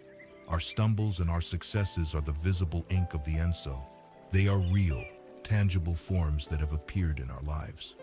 But they arise from and are expressions of the vast, empty, boundless potential of our own awareness, our own life. They do not define the totality of the paper. This understanding has a profoundly creative and liberating effect. Think of a blank canvas. Its most valuable quality is its emptiness. It is because it is empty that anything can be painted upon it. Its emptiness is its pure potential. When we understand our own nature as fundamentally empty of fixed, permanent definitions, we become like that canvas. The story of our past failure is not a permanent stain. It is a painting that has been completed. We are free to begin a new one. Or, think of the sky. The vast, open, clear blue sky is the nature of our awareness. Thoughts, feelings, and life event successes, failures, joys, sorrows are like clouds that drift through the sky. Some are beautiful and fluffy white clouds. Some are dark and turbulent storm clouds. But the sky itself is not harmed by the storm, nor does it try to cling to the beautiful sunset. It allows all clouds to arise, to be present for a time, and to pass away, all without changing its own fundamental nature. To realize emptiness is to realize that you are the sky, not the weather. The storm of your failure can be intense, but it cannot harm the vast, open sky of your true nature. This is the ultimate freedom. When we see the emptiness of all concepts, including the concepts of self, success, and failure, we are finally free from the tyranny of our own minds. We can participate in life fully. We can give our all to our work and our relationships, but our core sense of well-being is no longer dependent on the outcome. We can play the game of life with sincerity and effort, but also with a sense of lightness and playfulness, because we know that our true nature cannot be enhanced by winning or diminished by losing. The frantic, desperate game of the ego simply comes to an end. This realization is not a negation of life, but the most profound affirmation of it. It is the affirmation of life's fluidity, its constant change, its boundless potential, and its beautiful, intricate interconnectedness. It is the key that unlocks us from the prison of our own rigid ideas. From this mountaintop of profound insight, having glimpsed the vast, open nature of reality, our journey must inevitably lead us back down into the valley, back to the simple, humble reality of our daily lives. How does a person who has seen this truth live? How do they perform the ordinary tasks of a human life? This question brings us to the final, grounding wisdom of our exploration, the practice of carrying water and chopping wood.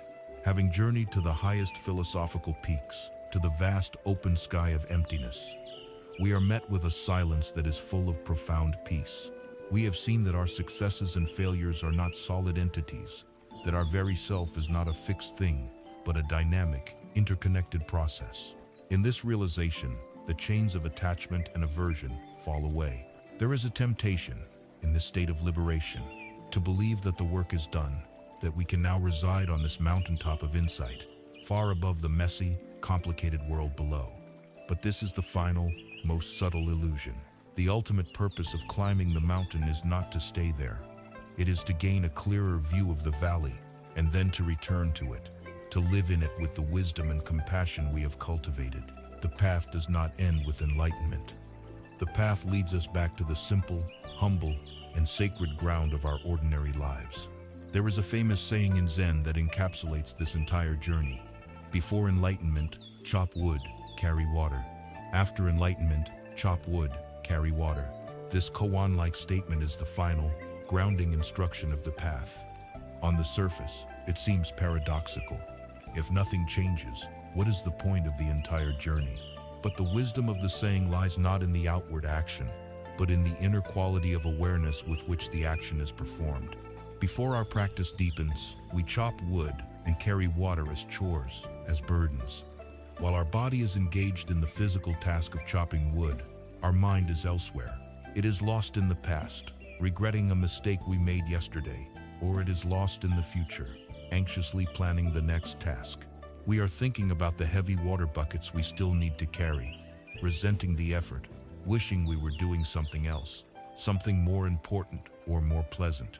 When we finally get to carrying the water, our mind is already racing ahead to the meal we need to cook or the argument we had that morning. We are never truly where we are. Our body performs a series of tasks, but our life is lived as a ghost, haunting the realms of memory and fantasy, completely absent from the vibrant reality of the present moment. We see chopping wood and carrying water as obstacles to our happiness, things to be rushed through so we can finally get to the good parts of life. After the journey of insight, after we have walked the path of practice, the outward reality remains the same. There is still wood that needs to be chopped to warm the house. There is still water that needs to be carried from the well to drink and to cook. The bills still need to be paid. The floors still need to be swept. The responsibilities of life do not magically disappear. But everything has changed because we have changed. Now, when we chop wood, we just chop wood. Our mind is not elsewhere. It is fully present with the task at hand. We feel the weight of the axe in our hands. We see the grain of the wood, We hear the sharp crack as it splits. The act of chopping wood becomes a meditation, a dynamic expression of our focused presence. When we carry water, we are fully engaged in the act of carrying water. We feel the strain in our shoulders, the pull of gravity, the sloshing of the water in the buckets. We notice the texture of the ground beneath our feet. Each step is a moment of lived reality. The mundane is no longer mundane. It has become sacred. Every simple task is now an opportunity to embody the wisdom we have cultivated. When we are chopping wood, we are practicing mindfulness, our attention fully united with our action. We feel the ache in our muscles and we meet it with self-compassion, not harsh judgment. We see the wood as a gift from the tree, the sun, and the rain, recognizing our interbeing with the natural world. We are not desperately attached to creating the perfect wood pile, practicing letting go. We are chopping the wood simply because it is the compassionate and responsible thing to do, an expression of right intention and right effort. The simple act of chopping wood has become the living, breathing embodiment of the entire Eightfold Path.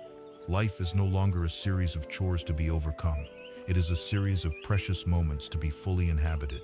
There is a story of a great Zen master who lived in a simple temple high on a mountain. People would hear of his profound wisdom and undertake the long, arduous journey to seek his teachings. They arrived expecting to witness miracles, to hear lectures that would unravel the deepest secrets of the cosmos.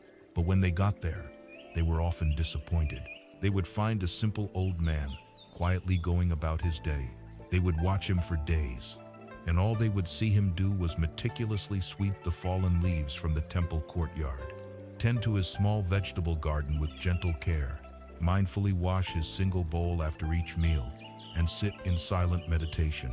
He rarely offered any formal sermons. Finally, a frustrated seeker might approach him and ask, "Master, I have traveled so far to learn the path to enlightenment from you. When do you practice? When do you teach the Dharma?"